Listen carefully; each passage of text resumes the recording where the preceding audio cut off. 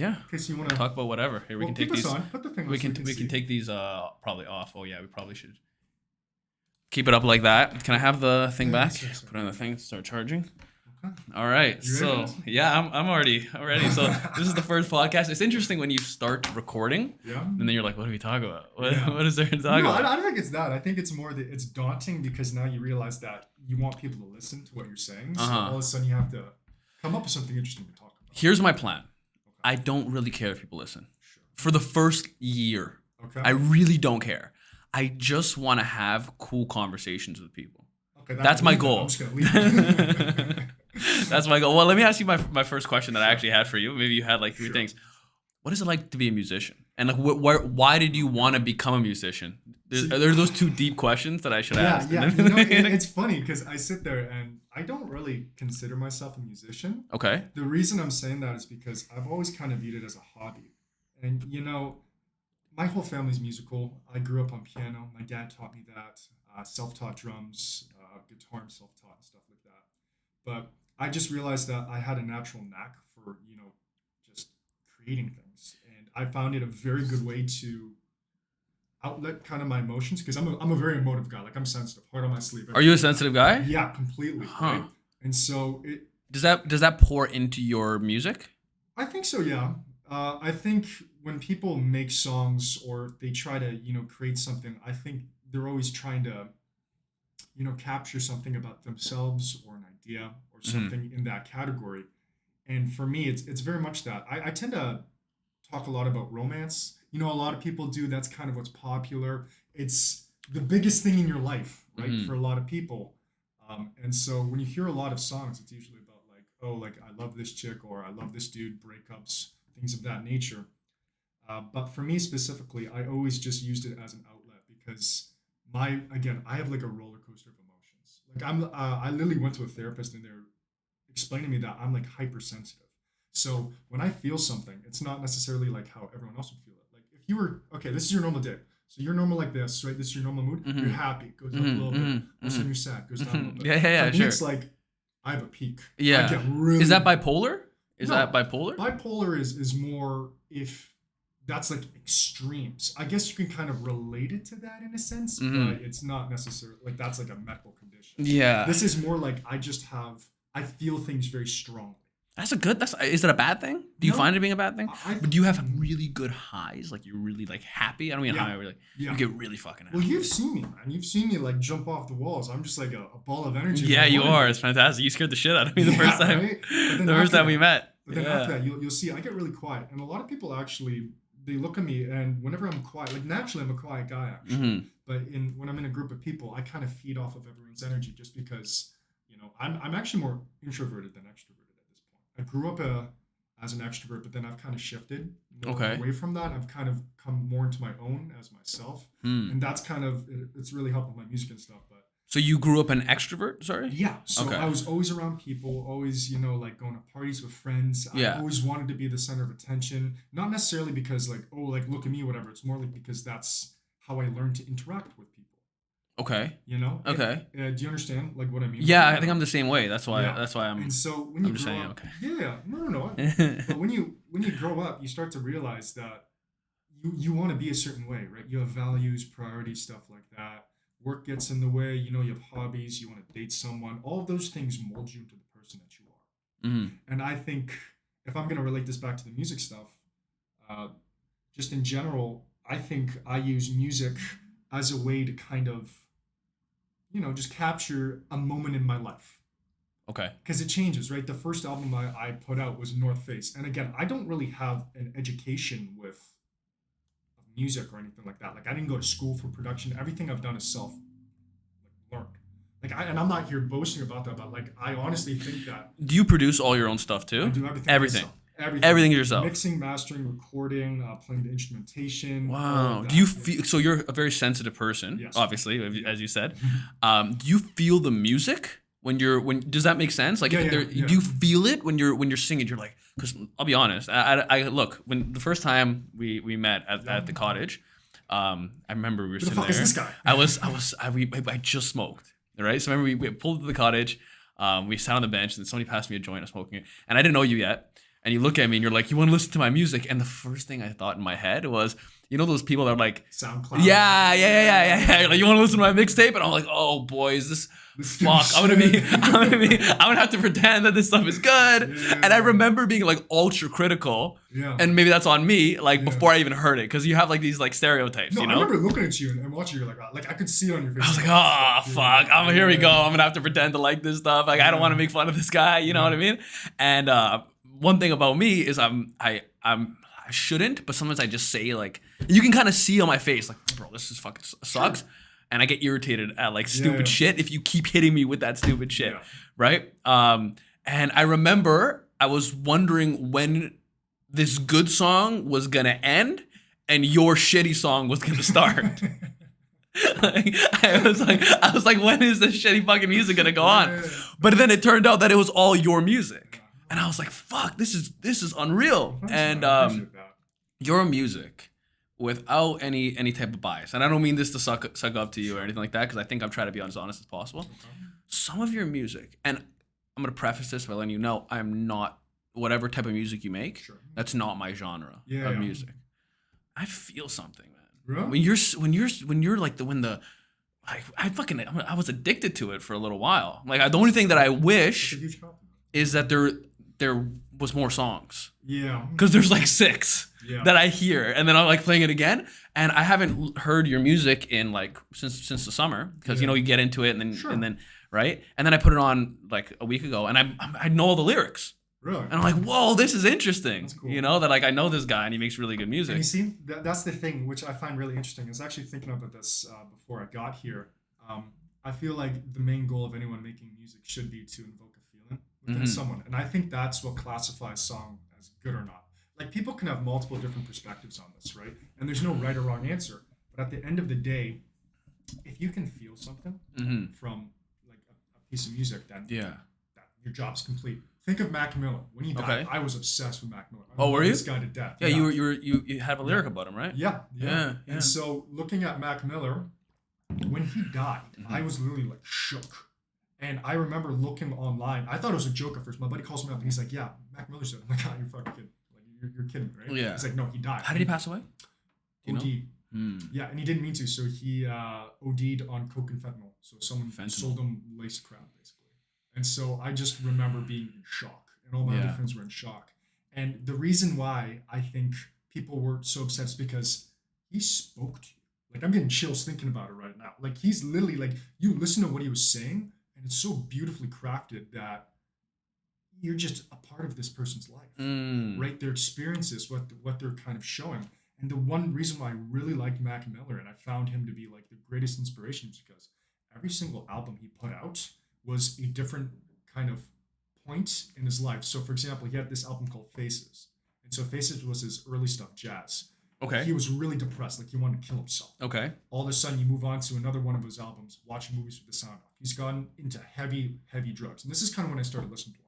I might be messing up the order of them, but you can clearly tell by the sound of kind of the songs and the selection of kind of the tone and all that crap that, you know, like this guy's on drugs. Like you can hear it. Like there's a song called Star Room, and I remember listening to it. And when I was a kid, I used to smoke 16. I would just bike around.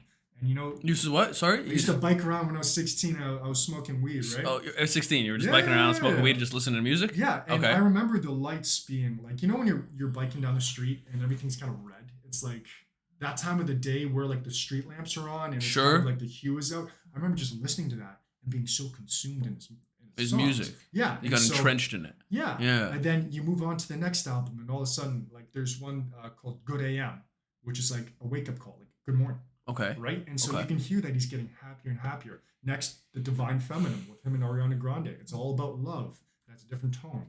And then you have Swimming, you know, and that was one of his most recent ones. You can kind of feel their emotions pour out in their songs. Yeah, you can see his progression. And that's why I think he's the perfect example, is because he's going ahead and you're relating to everything that he's doing in a given moment. Every point in time is documented, and you can see how he's getting better. And then unfortunately, he passed away just at his point where, you know. Is there such a thing as better in music?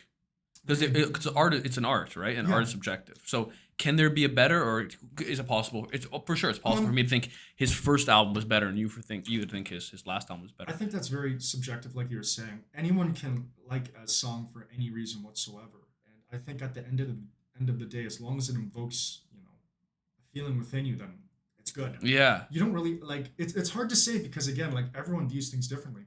And one reason why I think music is such a cool thing is because you can use it as a tool to kind of alleviate or supplement your mood, right? If Okay. you want to get like riled up, Yeah. what's the music Call it a called? little Ice Cube. Yeah, Ice Cube or like hip hop. Yeah, Nowadays, I have a. yeah, no, but modern music Yeah. would be like Travis Scott or something, right? If you Yeah. want to get sad, How old am I that I said no, Ice no, Cube? no, that's not. He's still good, right? Like you put on like sad songs if you want to cry. You put on happy songs if you want to sing along. You put on something that's more upbeat if you want to dance. You know what I noticed? I'll tell you something that I noticed. Sure.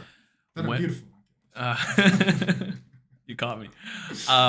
That when you're happy, you listen to a sad song and you'll just listen to the song. Yeah. When you're sad, you'll listen to the lyrics of the song. Yeah. And you'll be like, oh, that's me. Right? I remember my first breakup.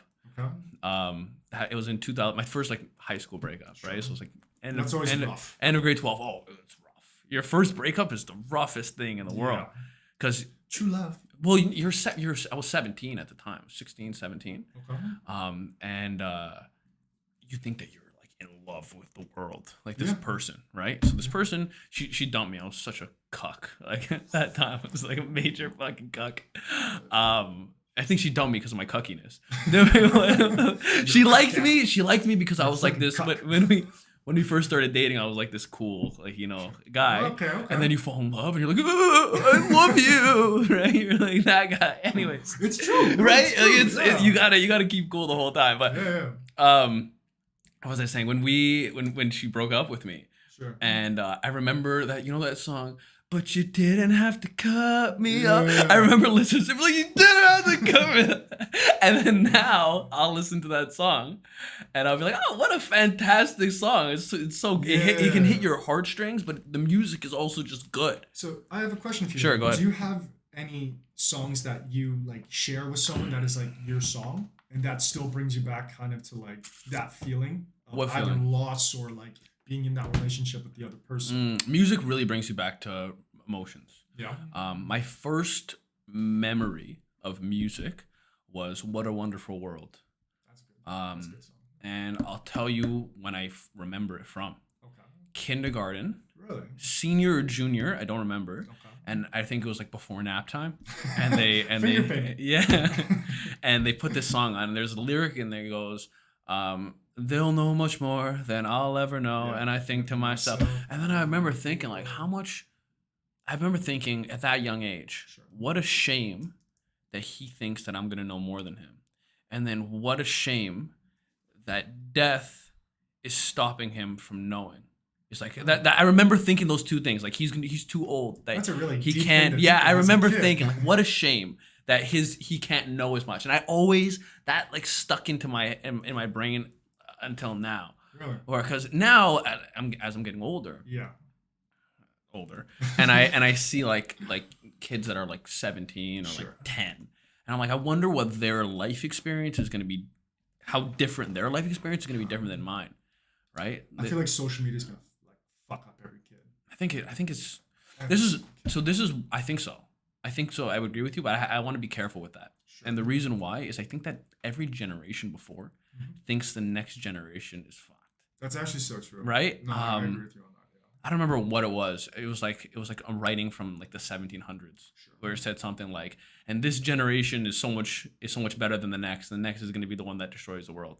It's like as your perspective changes, you start looking at the younger generation as they're stupider or they're Yeah. worse. They You don't know, have as much experience. So Yeah. it's like, oh, they're doing this. look at and those that. idiots, and you don't understand them. And then here's another issue: as a society, we're evolving so fast, Yeah. so it's difficult to understand somebody even 10 years younger than us or 15 years younger than us. Do you think that's because of like advancements in technology and Yeah, stuff like that? yeah, exactly. No, I can exactly. totally see that, man. Like at the end of the day, I feel like people are molded by their environment, right? Mhm. And so at a young age, like our parents grew up with like just the first TVs, like black and Yes, white. My dad yeah. used to watch that, right? Mhm. After that's the dial-up telephone. Kids nowadays have no idea what that is. They don't know what the sign is for a dial-up phone. They're like, what is that? What do you mean a dial-up phone? Like like the sign you see, it'll be like on the wall. It'll be just like a phone with like With the hook. yeah, With with the the hook. hook in it. Yeah. Yeah, Yeah, they don't no, have that anymore. yeah, they have no idea what that Yeah. is. Yeah, And it's yeah, like it's crazy yeah. because kids nowadays is like, oh, it's an iPod, or you look at like a flip phone, they're like, oh my god, what is that? Yeah. They're like, Interesting. what the fuck is wrong with you for Yeah. using For this, using that. right?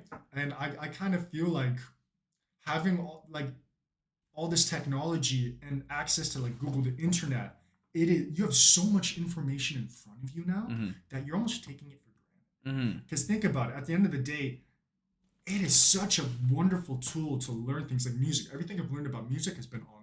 YouTube videos, whatever. Yeah. I just go online, I look up tutorials or whatever. I would pour myself into that. And that's how I learned what to do what I did. Like again, no formal training or anything like that. And so kids can do that now with whatever. But all they're really pouring themselves into is their image with like social media and stuff. And that's why I'm saying I think it's kind of such a harmful thing for kids because think about girls when they're posting a story or something like that. They all have filters on, right? All of a sudden, you have kids who are very self-conscious about their image. People who are like, I don't know, giving out nudes and stuff. And when you hear about all this like really scary stuff about people like taking their own life because it's like pictures are going around or whatever, or they feel Yeah. terrible about their image or they're being made fun of online. It's Yeah. not like you're gonna come up to someone and be like, "Oh, I think you're ugly," but you can sure as shit do that online without any repercussions. Yeah. Right? But people were sharing nudes way before that.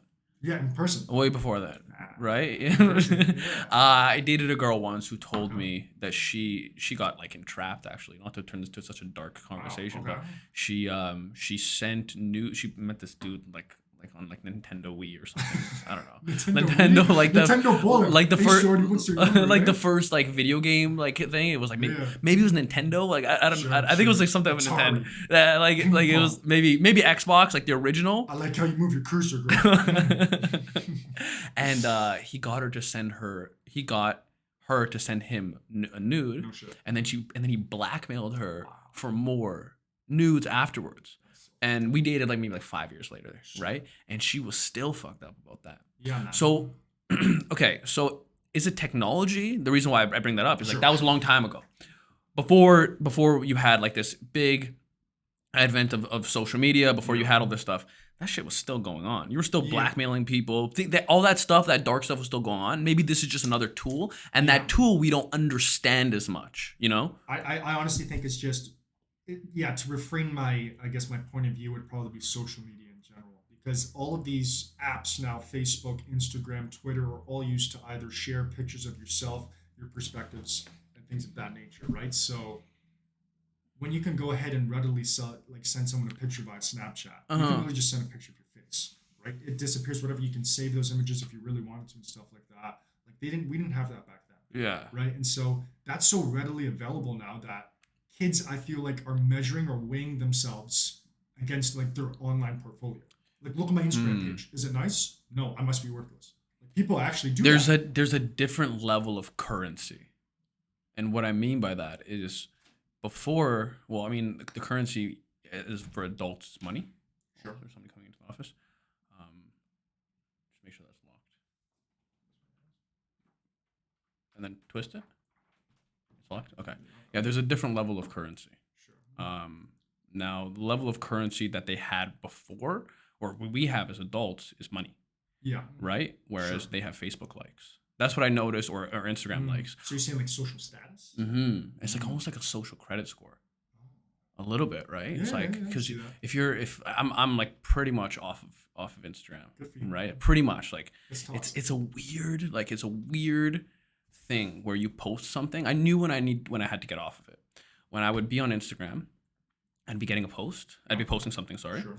and then I would see how many likes I would get, Mhm. and if it was under a certain amount, I'd be like, maybe this picture is ugly. Yeah. Maybe I'm yeah, not. Maybe I'm not as cool as I thought I was. Yeah. And I remember one day I deleted the picture because it wouldn't get enough likes, Okay. and then I went, "Oh, this is weird." Yeah. Right. I was like, okay, I gotta get off this fucking app. Yeah, And because then- you're sitting there and all of a sudden you're judging you're weighing your value or your worth to your like how many likes you're getting.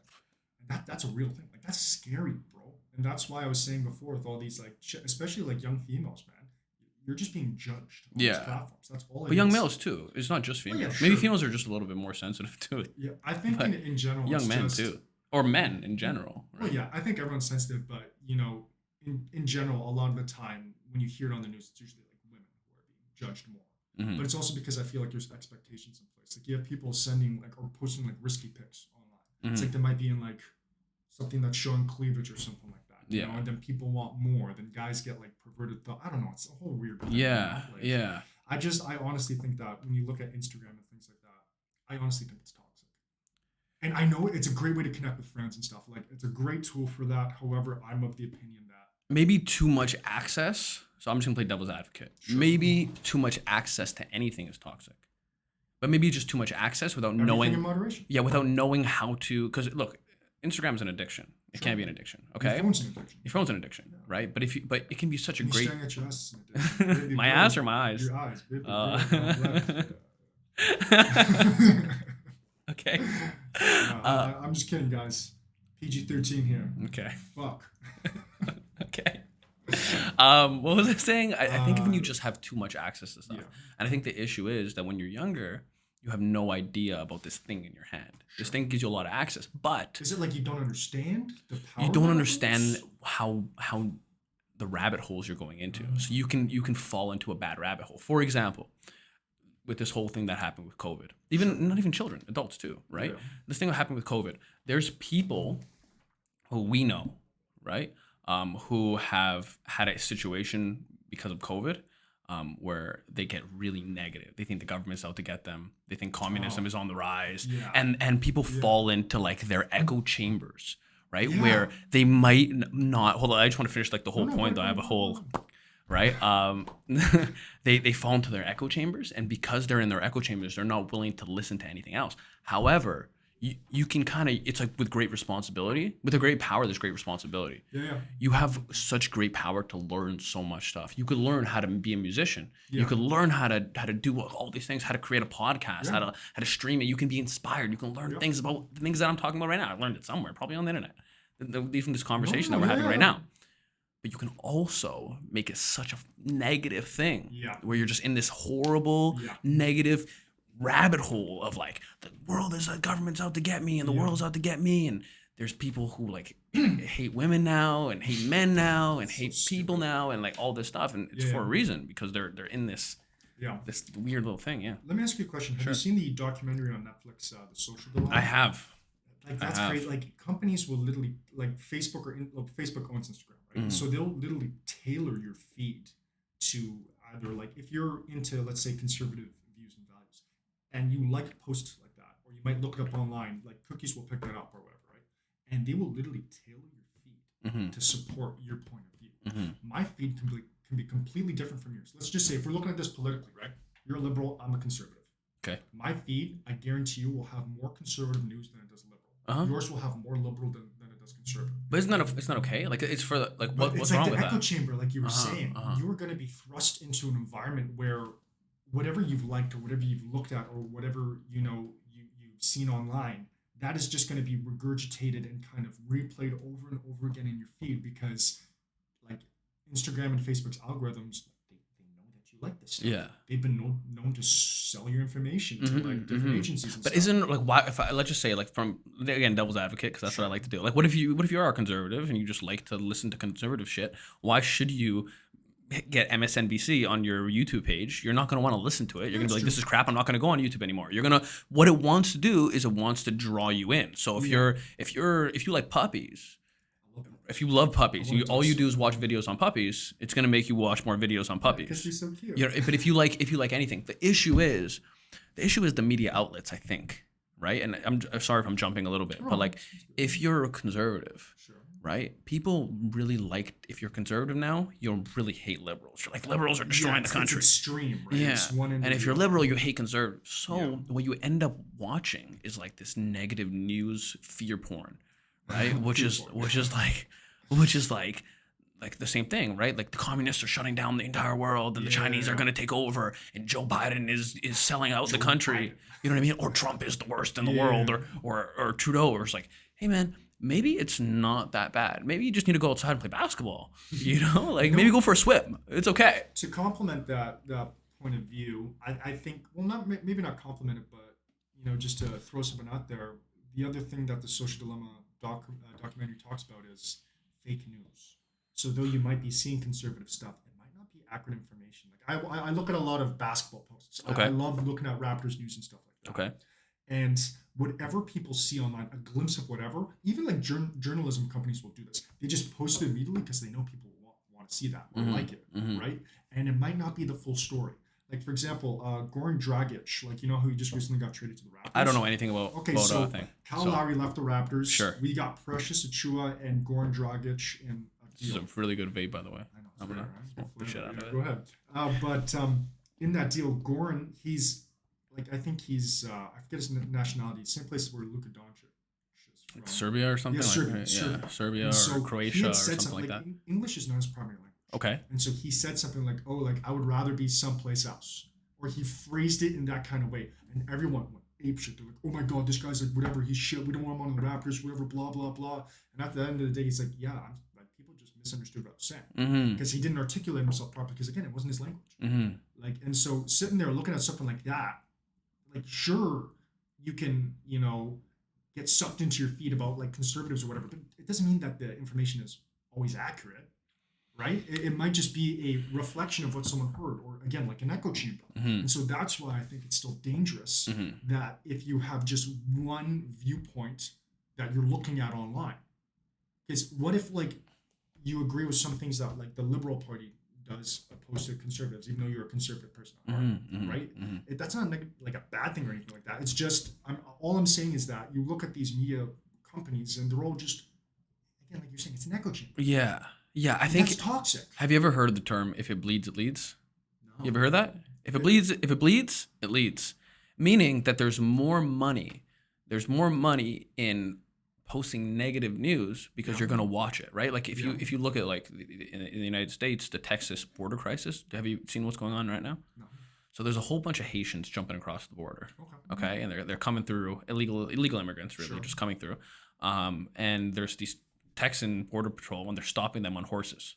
Okay, and it looks pretty wild. They're using these like horse reins, and the media said it was whips. Turns out it wasn't whips. It was just horse reins, right? So on the left, you're like, oh my God, these racist American, like, and the Haitians are black. Okay, and Americans, Texan people are white, and it's like slavery. It looks like slavery, right? And it's like that would make anybody who wants to hate American Texans go, yeah, they're a fucking slaveholders, like that, right? And then on the other side, right, we have like republicanism, or on the right, you're like, look at all these people invading our borders, nobody cares, and it makes, if it bleeds, it leads. So look how much that that's so negative. I think what you have to do, man, is you have to tailor your news. You have to go, just same thing with great power, there's great responsibility. You have to go like, look, I can't watch this stuff anymore. Sure. It's too poisonous. I need to get away from it. Yeah.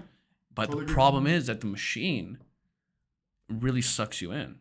The machine has an algorithm that sucks you in. Well, that's why when we're, for example, you know how we have conversations about COVID? Like this has been like talked about to death. But a lot of the time when someone poses like, a challenging opinion or something that's, conflicting with, something that's been posted by like the CDC or something, it's like, okay, I will listen to your point of view, but if you can't back up that information with like scientifically proven evidence, where's the value in your opinion? And it's not necessarily like you're trying to chastise or hate on this person's point of view because they view the world in a certain way. It's simply, okay, instead of seeing fake news from a random ass site or something like that, just give me the information that supports this. Let me ask you a question though. Sure. What if, I'm just playing devil's advocate because it's fun. What if these organizations are co-opted, man? What if they're taken over? What if like the CDC works for the government, of course they do, right? And the government's controlled by the Biden administration and the Democratic Party, and then therefore they're hiding some information that could actually be against what the Democratic Party wants. Therefore, the CDC, if they are co-opted, right, you can't trust their information. So when you're getting facts, you have how do we know anything? We have the only way we know anything is we trust some type of source. So if you're like, look, the New York Times is telling me this. It has to be real. I'm not on the ground. You and me have no idea if the thing in Haiti even happened, if anything in the Yeah. Texas border even happened. We're trusting news sources. Yeah. We're trusting news sources. So It's is just there information. is there such thing as fake news, or is it all fucking fake news because it's all opinionated news and Well, it's just there to get clicks? you know what? I think to some extent, news is that, at the end of the day, you look at like CBC and all these places, like they gotta make money somehow. So they want Mm-hmm. people to watch their content. They want people to engage with them. But let me throw another thing at you. Sure. Then.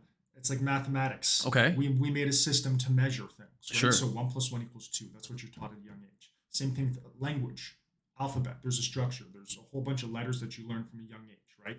You're kind of taught to integrate into a certain structure Sure. in a certain society, right? Sure. And now when you're looking at news with COVID and stuff like that, there's something called the scientific process. And so I was in neuroscience for a year at Carleton, and by no means am I smart at all. I was only there for a year.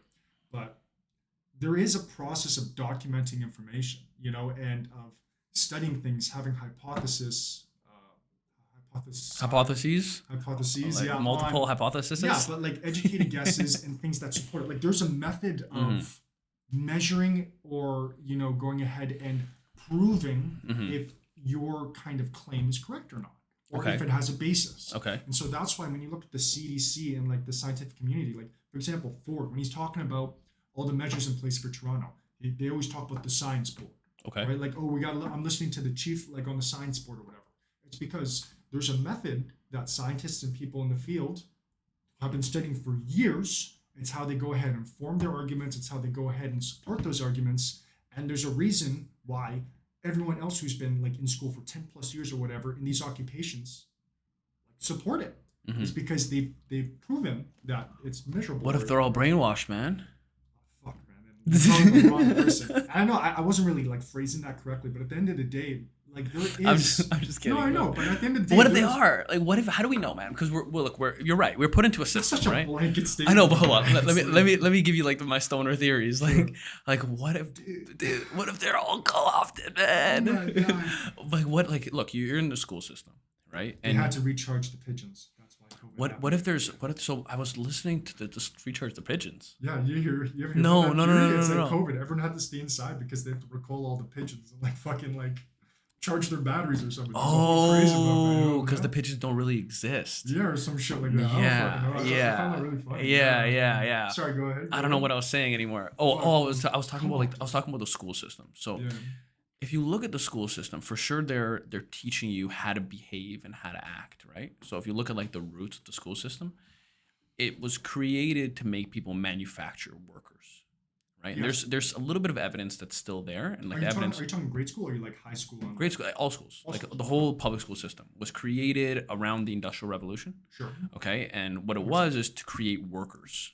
It wasn't there to create businessmen. It was Or there like to create knowledge workers. in general. Yeah, and if you there's a few pieces of evidence which I'd lend to this conversation, which would be like even if you just look at the because systems they don't revolutionize by themselves. So Yeah. what ends up happening is you have a system, and then Sure. in 3 generations you're still doing the same thing, but you have no idea why you're doing that. Oh, okay, I see what you mean. Yeah. Right? So think about like how grade school kids walk into school. They all line up in single file and they all go into their class. There's these bells. You get you have school starts, then you get a 15-minute break, then you get a half an hour break, and then you get another 15-minute break, and then school finishes. Never thought of it that Right? way. So That's so interesting. I worked in the trades for a while, Okay. right? And the trades is you go in, Yeah. you work, you get a 15-minute break, you get a half an hour break, then you get a 15-minute break, and then you're done. Any job is like that too. You go into a retail. job, it's the Exactly. same thing. So they're setting you up as children to know how to behave as adults. And when you do in the thing that's already been constructed. in exactly, society, yeah. exactly. And if you when you do that to children, what you're doing is you're making them think that this is how society is supposed to be. Yeah. Now, who the fuck says that society is supposed to be like that? Right? It was there to create like workers. Now here, let me lend you just another piece of evidence to this.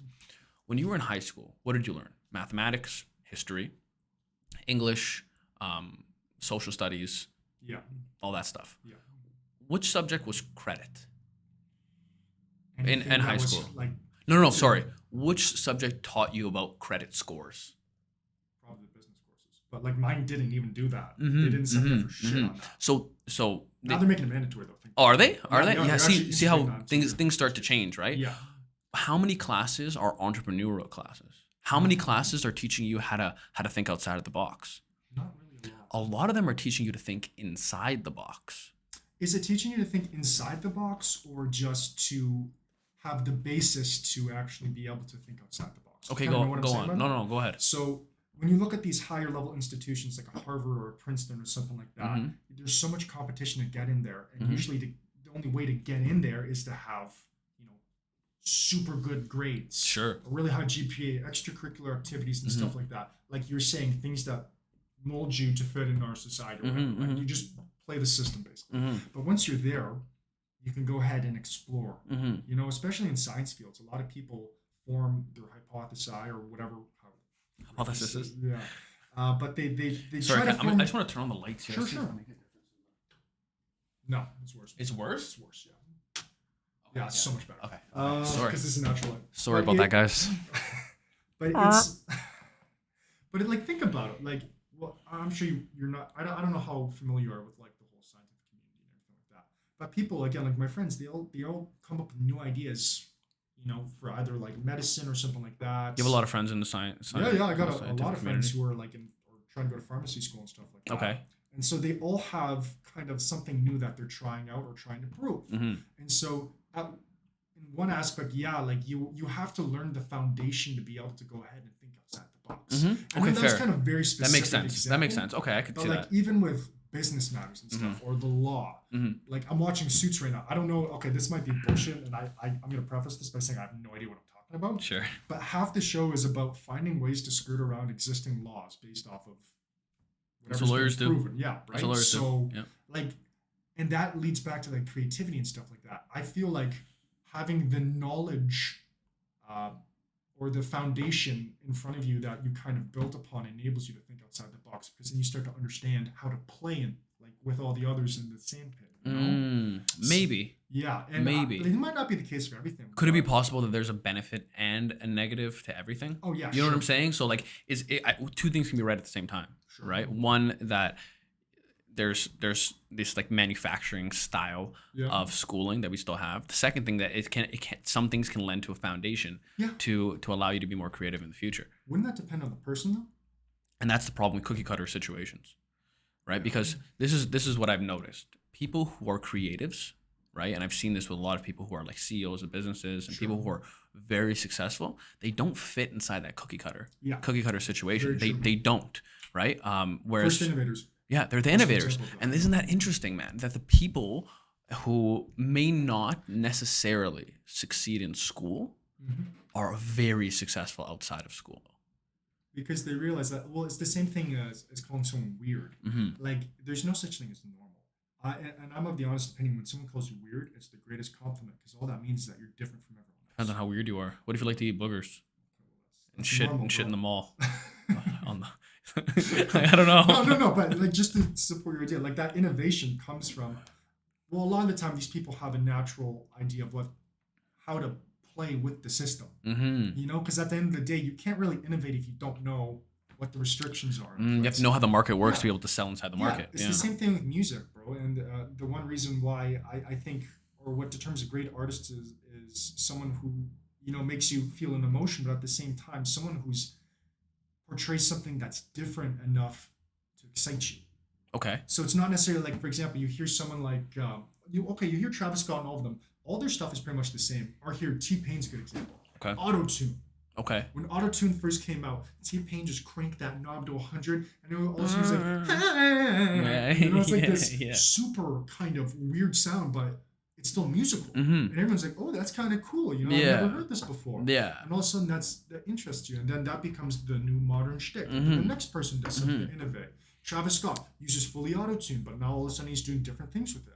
Like there's ways of taking what you've learned, this foundation that society has taught you with whatever subject, and then innovating off of it. And that's where I think creatives excel. It's because they don't want to sit there and play in the sand with all the other kids. They want to go out of the sandbox and start making, I don't know, on a tree or Yeah, something. yeah, yeah, yeah, yeah. Yeah. Fair enough. But at least they're exposed Yeah. to. Okay, I They see what all you're saying. understand what is happening and what they've learned, but they realize that there's a way to go ahead and think outside the box. Huh. And that's why I think creatives are so cool. It always seems like there's one person who kind of just throws a monkey wrench into the whole machine, Yeah. and then just come almost like reinvents the wheel. Like Yeah. if you look at like Elon an Musk. Elon, Yeah, my guy. Yeah, my right. We guy, both had that. yeah, Yeah, I got like Elon Musk, right? yeah, Who just seems so out of the ordinary, yeah. Yeah, right? But here's the crazy thing. He has he Asperger's. does.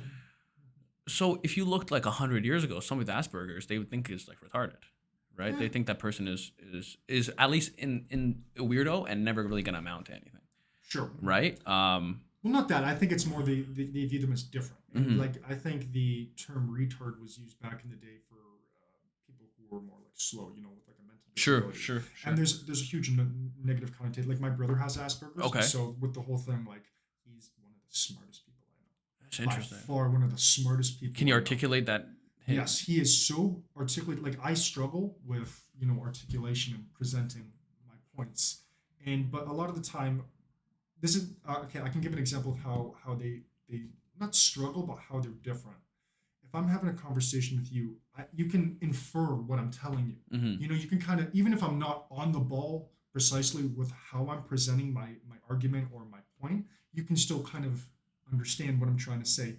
Whereas him, he is so smart and logical that if you are not using the correct terminology, Mm. he doesn't understand what you're saying, He doesn't understand what you're saying. Okay, or as what much. are the flaws of having Asperger's in like a regular society? Well, I it's don't I don't really know integrating the. with people. I think the biggest thing, and I hate to say this because I love my brother to death, and I'm sure he would view this completely differently. But from my Okay. perspective, someone who has Asperger's, they have a very, very strong knowledge in one area, like let's say Mm. mathematics or something. They're brilliant in that, but they're kind of lesser on another front. And Mm. usually it's on like emotive qualities and stuff, understanding people. Now Okay. my brother's fine, like he has it mild, so he still understands people fine and everything like that. But there is There's something a little bit missing. Like there's yeah, yeah, like there's where he gained here, he yeah. lost here. Yeah, Okay, and so I that's see. not necessarily a bad thing. Elon Musk, look at him. This man started a company. Yeah, Like he's a innovating. company He's started doing everything. multiple companies. I know, Billionaire. but Yeah. like this man's highly successful, Mm-hmm. right? And Mm-hmm. so it's and there's the belief that everyone's on the spectrum of like either being a little bit autistic or whatever, because Mm-hmm. Asperger's is autism, right? Okay, is it? I didn't know Yeah, that. yeah, Okay. it's a form of autism, Mm-hmm. but again, it's a mild form, and it can vary in severity. But again, I love my brother to death. I would never talk bad about him. I respect him 100%, and I can guarantee you, he is 3 times smarter than me on anything we That's talk about. interesting. Do you think that intelligence um, can be measured? Yes. Okay, how so? In the sense where your knowledge of a certain category, for example, CEOs, you get the title CEO usually because you're very knowledgeable in your business, or you started something, That's not right? intelligence. Well, sure it is. Well, it's not intelligence that can be measured. What I mean by that is Well, I like might be this. phrasing it correctly. Yeah, I might be maybe I'm not asking understanding the the question question. wrong. Yeah. So this is what I think. It's like there's people who are really good musicians. Sure. That's a level of intelligence, right? Okay. Okay. So, okay. Right? It is for sure, man. For sure. Like if you're like, look, let's just figure out like the person that's brain dead. Sure. They're not a good musician. They're not good logical. They're not good logically. They're not good at articulating the arguments. They're not good. Yeah. So maybe you could be a really good musician, but you're not emotionally intelligent. Maybe you're very Oh. good emotionally intelligent, but you're not good on your logic centers. Or maybe so. This is what I think. I think that everybody, maybe not everybody, but a lot of people are smarter than we give them credit for. Sure. What I think is that they're not put in this right position To to succeed, excel. Yeah. to succeed, to excel, and then they get caught up in this situation where they don't think that they're as smart as they Yeah. actually are. Yeah. Honestly, and even I think everyone's creative to an extent. Mm-hmm. Like you can be creative in interior decorating, Mm-hmm. understanding colors. Mm-hmm. Being able to make music is another thing. Mm-hmm. And I think creativity with music is actually more. I think there's a misconception with that, and I know I'm kind of going back to the music because I just love music. But music. Talk about music as much as you Sure, want. but music in general, when you're looking at it, I think someone who's truly gifted, Mm. like at creating something, is someone who has a knack or an intuition of putting things together. I've always kind of viewed it as like a puzzle, Interesting. because when you're making a song, there is a structure to it, just like anything else. Like it's like learning math, right? You have a verse, you have a chorus, you have a bridge, and that's usually how most songs go. Okay. And so with that, people find like good musicians find ways to kind of play around with that to make it more unique. And I'm kind of getting lost in this. I had a much better way of explaining this, but it kind of just it slipped my mind. Okay, well, let me save you, man. Like, well, Sure. think about Kanye West, Yeah, right? I He's think an he's insane. incredible musician. I don't know about that. He's an He was. incredible musician. Look.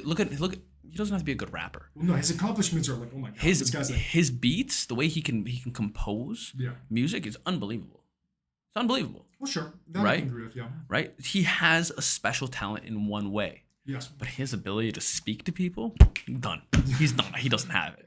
He doesn't have it. Yeah, but I think, You know what I mean? So his intelligence can be set inside of one way. but again, I don't think that's a measure of intelligence, though. I think Oh, okay, we're intelligence looking is at different. the wrong word. I think it's more. That is more. I think creativity. Skill. I think creativity is a level of intelligence. Maybe that's the way we look at it differently.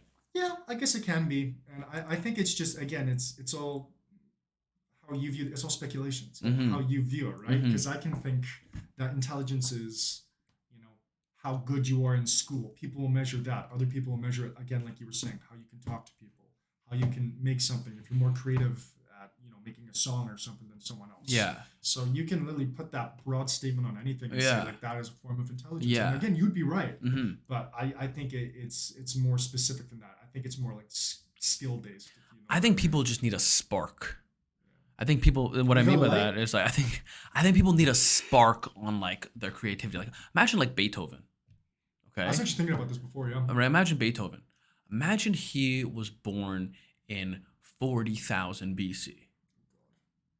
Yeah, he'd be. There would be no outlet Yeah, for him or look, who's that guy? Stephen Hawking's, yeah. right? Stephen Hawking was the scientist. This is a scientist who was Yeah. a brilliant scientist, Yeah, but yeah. couldn't speak. Yeah. Right? He had some Well, he type of. could like when he was like 20 or something. That's when he started. He had his condition. So imagine his condition, right? His Yeah. condition that happened. Imagine if we didn't have the technology to get whatever was in his brain after that. Very They would true. think, oh, maybe he just got stupider. Maybe Very he's true. just like a little bit more retarded. But is that like a spark, or is that more just a natural intuition Oh, of yeah, understanding good point. that subject? Good point. you know? Well, for myself, like when I was in high school, I wasn't really interested, man.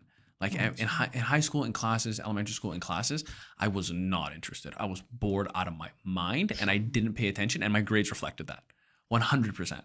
But then I graduated, or I mean, I finished school, I was done, and then I discovered podcasts, and then I discovered podcasts, and Joe Rogan. well, yeah, like I mean, the Joe Rogan podcast for sure, You changed my life. Lex Friedman podcast as well. Never heard of him. He's a artificial intelligence scientist, Oh, all right? that shit's scary. Yeah, for sure. So I listened to his podcast, and then before I know it, I'm listening to these really intelligent people, and I'm so fascinated on these topics, and I know way more, and I have my perspective is way better than it used to be, way more. But don't you agree that all those people view life so differently? Mhm. They're molded by how they grow up and like what Sure. experiences they have. Sure. So again, I'll bring it back. Well, to what my point was, sorry, Sure. my point was that those like introducing me to this different form of learning allowed me to spark my own intelligence, where I It's not- became don't a think lot that's more learning, It's smarter. a different way of thinking, Okay. and so that's also what I was getting at. So no, but you're totally right in that aspect. But again, you look back at people who are truly great at something. Mm. Look at Beethoven. This guy went deaf, and he was still writing symphonies that people listen to today.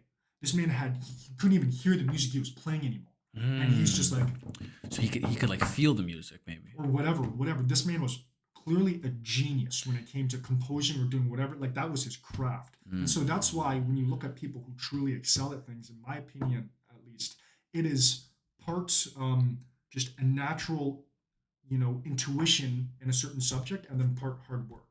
Look at Elon Musk again. This guy just naturally brilliant, right? This Yeah. guy he had an idea to make electric cars and all this other stuff. Yeah. He made it reality. Yeah. No one else was doing that at the Yeah. time. Yeah. Even they shipped the batteries, like just like long-lasting batteries. Mhm.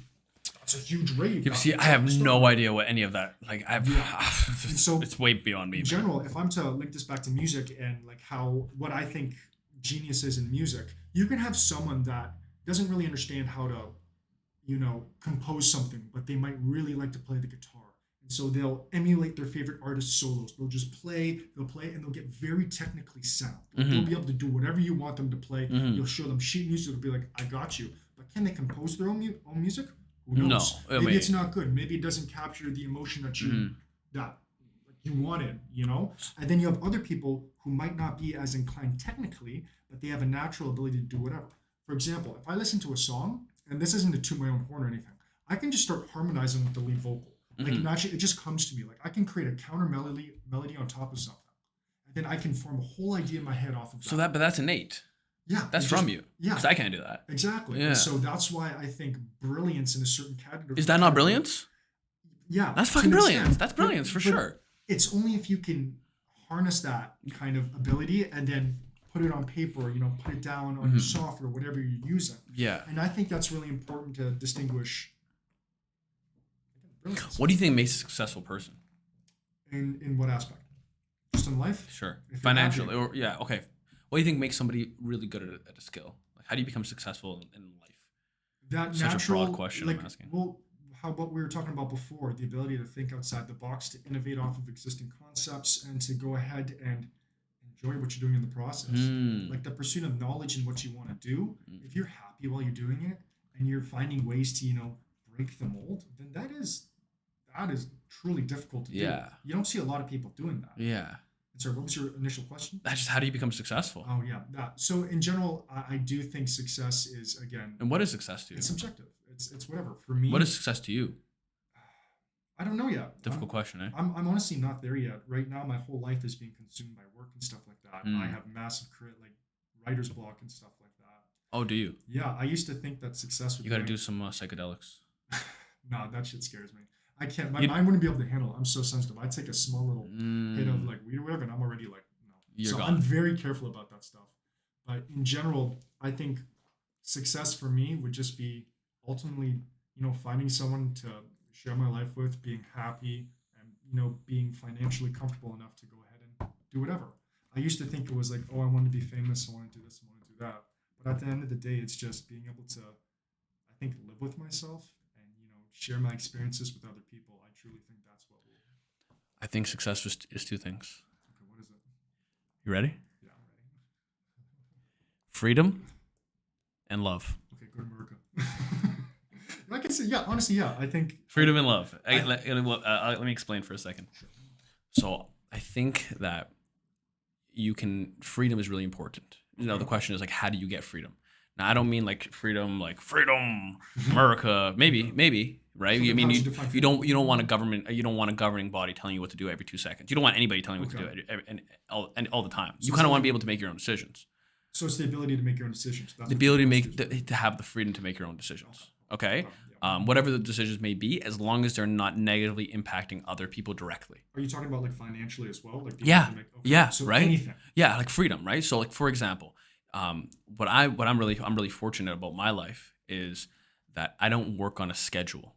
Sure. Like I don't work on a 9 to 5 schedule. Okay. For me, that is what I like to do, and I'm free to do it. Okay. Other people, Okay. they want to work on a schedule, but they're Sure. free to do so.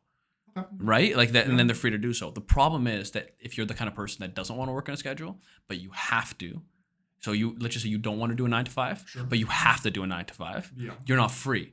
Therefore, I don't think you have the same level of happiness. However, if you're an accountant and you're like, man, you know what? I like putting in my 9 hours, my 8 hours a day, Yeah. right? And then I can go do this. That's my freedom. That's my level of freedom that I want. Sure. I want that structure. Then that level of freedom is good. Now, and then, Okay. does that make sense? No, Like, it let's makes explore total that sense. topic of freedom a little bit more if you want before I get over to love. No. That makes total sense. It's just the aspect of being able to live the life or live That your you life wanna the way live. you want, and not being confined to financial means or anything like Mhm. that. Being able to do extracurriculars, whatever. If you But- want to do music, you do it. But right? we accept a certain level of financial strain, You have to. right? But that's okay. Like not everybody can be a billionaire, and like Yeah. that's okay. But this is why it's like financially, you don't have to be a billionaire I don't think, to be happy. I think you just have to have enough where, and the question is, what is enough? But Actually, there's been studies on that. okay, well, Yeah. we'll get to that. It's But really interesting. you have to be able to have enough where you can feel like you can maneuver in your life freely, right? Yeah, Where, totally agree. okay, maybe I have an ability to buy a house, right? To own a home, right? And provide for my family. And that's enough for me to be free. And I'm sure that'll equate to the studies, like Yeah. somewhere in that realm. The next thing is love. And this is what I mean by that. It's like so when we were at the cottage and I had like that major trip, Yeah. right? That was an experience. it was a very deep experience. It I was found very myself. it was very dark for me. It Really? was very dark for me. I You had and Sam were talking for a while. it was super dark, man. Good for you. You guys worked your shit out. I It was remember super that. super dark. It was it was, But that's needed. You need to talk about you know this stuff. we needed to, and what I discovered was I was giving up too much of my time to the machine, right? My want to get a lot of money was taking away from my level of happiness and was taking away from love structures in my life. Do you mean are you talking about from a relationship basis or just your love of kind of what you do in any Oh, I mean given love day? from a relationship basis, Okay. and a love for So yourself and love for okay. your freedom. So like there's a whole bunch of levels to this, okay? Okay. So, you know, you have both of your parents in your life or Yeah. whatever, right?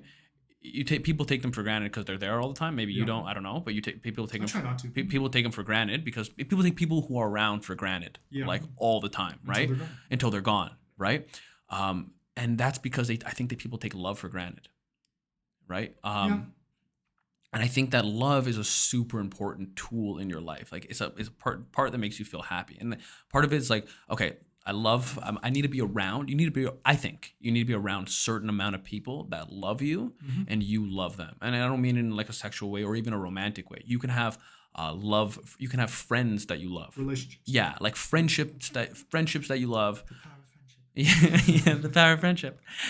And you can have love for your girlfriend, love for your family, love for your friends, but then that's really important. And you can't trade too much of that for financial gain or else you'll be unhappy. There's like almost like a Love for yourself. triangle, and then there's love for yourself. So then you have to ask the questions like what for myself, and this like it kind of links into the freedom Yeah. right thing. It's like what does love for myself mean? Yeah. For me, what it means is going to the gym and working 100%. out and swimming and going to the sauna and having like my alone time and taking Yeah. care of my body and my mind. What else is eating healthy, Oh God, no, that's so important. right? Your body's like it's you. Because Who you if are. you take like I thought about this like a couple years ago, where it's like if you treated yourself like how you would treat your daughter or your son, Okay. right? Or how you would want how you would How you want want to treat someone you love. yeah, how you want to treat somebody you love, or how you would want them to treat themselves, you'd be a lot happier.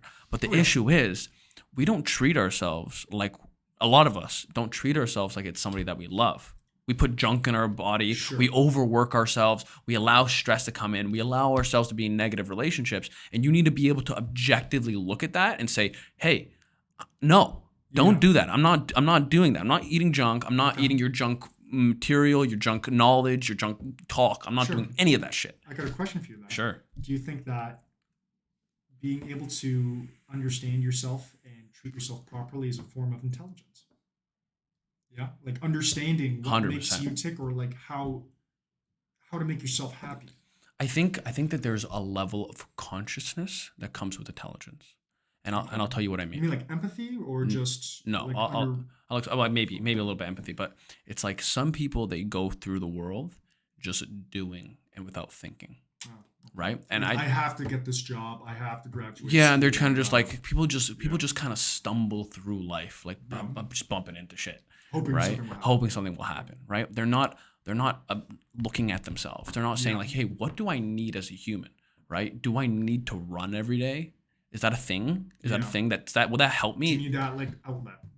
Do I need that? Okay, do I need more? Like I'm like you're in like a situation and there's a bunch of negative people around you, Sure. and you're like, okay, why am I here? How did I get myself into this situation? Yeah, And yeah. like being aware of that, it happens as you get older. So in your brain, I say this all my friends that are gonna watch this are gonna make fun of me for sure. But in your brain, I talk about this all the time, is your prefrontal cortex, your frontal lobe. Okay. Okay, do you know Yeah. okay, so Again, I wanted to study the mind. That's literally okay, the okay, first thing I cool. wanted to do. Cool. So your frontal lobe is your logic center of your brain. Now that part of your brain is only fully developed by the time for men, by the time you're about 25. Exactly. Right? So that's why when you're 16 and you're just hanging out with a bunch of potheads and you're like, yeah, bro, we're just chilling, man. It's not a big thing. Smoke weed every day. Yeah, exactly. And then when you're 25, you're like, I can't believe I did that shit, Yeah. right? So I think awareness is a level of intelligence. Okay. And but you have to be aware. You can't just bumble and stumble through life. I think that comes mainly with experience, though. Again, that's part of growing up. You learn to live with yourself. For example, I'm gonna go not As I'm smoking this fucking vape, that's so bad for me. but yeah, for example, after my first serious relationship, it kind of I after I got out of it, I didn't realize that I'd been anxious for a year and a half. That's when I Whoa. first realized that I was anxious because I was so invested in the other person. And this links back to what you're saying. I wasn't looking at myself at all. Hmm. And it came to the point where I was pushing so hard for something without realizing that, like, yo, what about me? Yeah. you know and you do stupid shit, and I'm not gonna, like, I have to take at least half the fault Uh for huh. like why it went down. Uh huh. You can always make excuses, whatever, but at the end of the day, I didn't prioritize myself. I let her walk over me and all that other stuff, Hmm. and it affects me to this day. Really? Why And does it that, affect you this day? well, like, and that's the when I realized, like, anxiety and depression and stuff like that. You crave, like you're saying before, what makes someone successful. You're saying love is one aspect, right? For me, I still crave that all the time, and you link that to your past relationships, and you think that you still miss that person or whatever, when in reality you just miss the intimacy or connection that you get with someone. And so, in general, just the way I've, like, the reason I have so many issues with, like, anxiety and depression, it's not like I let it consume me, but it does affect me. Hmm. And it does change how I view situations, or how I interact with people, or how I plan my day out, for example. Even yesterday, me coming out to this podcast, guys, like, I was literally sitting there and I was like, I don't know if I want to, like, do this. I'm tired, I don't have any time for myself. And it wasn't necessarily because I didn't want to do it. It was just Yeah. because my anxiety happens. And I'm Decided was sitting there, I'm taking like, over. oh my God, I start second guessing everything. Hey man, I have to pee. Sure. So do you want to just talk to the? Sure, I'll Wait, talk to the I don't think crowd. we can stop it. So Yeah, go talk to ahead. the crowd. I'll be back. Okay, kids. I wonder where I put my notes. Oh, did I turn this off? Did I press this by accident? No, it's. Oh yeah. Press No, it no, you're again? good. You're good. You're good. As long. No, it's no. Now you're not good. Touch it again? You touch it again, and it should have be solid. Oh my God. Into the thick of it. Okay. Into the thick of it. Hey guys, the story of my life is this. I like pizza. But yeah, no, honestly, my opinion on a lot of stuff is, again, just from, it's my opinion. I'm not an expert in anything whatsoever. Even the music stuff I'm talking about, I don't like to think I know things, but with music in general, I do believe I have some basis of, knowledge and experience that I can leverage to kind of give insight into certain things. And it's hard. It's actually really hard. A lot of people think it's just some trivial thing. Like, anyone can, like, go up and pull up, like, FL Studios, which is a DAW, a digital analog workstation, and, like, create whatever. But no, the amount of knowledge you need for that is pretty extreme, actually. And again, not to toot my own horn, but, like, I started when I was 16, and only now am I making stuff that I actually truly like. So even with that, it's crazy. Life is crazy. And honestly, this guy Adam, he's a true gem, man. Like, I've actually never met someone who just has, like, totally full conversations with you, gives all their attention to you. He's actually a really sweet guy, and I think this podcast is a really cool idea of having conversations with people and learning perspectives. Like, in reality, like, half of what we're talking about, we're just shooting the shit, and a lot of it might not make a lot of sense, but at least Adam is going ahead and, he's putting his all into something, which I think is awesome. And I truly believe that down the line there will be a lot of really cool conversations, that he has, that you can either relate with, learn something, or at least get enjoyment out of. And I think it's pretty cool. So yeah, kudos to him. Thanks for having me.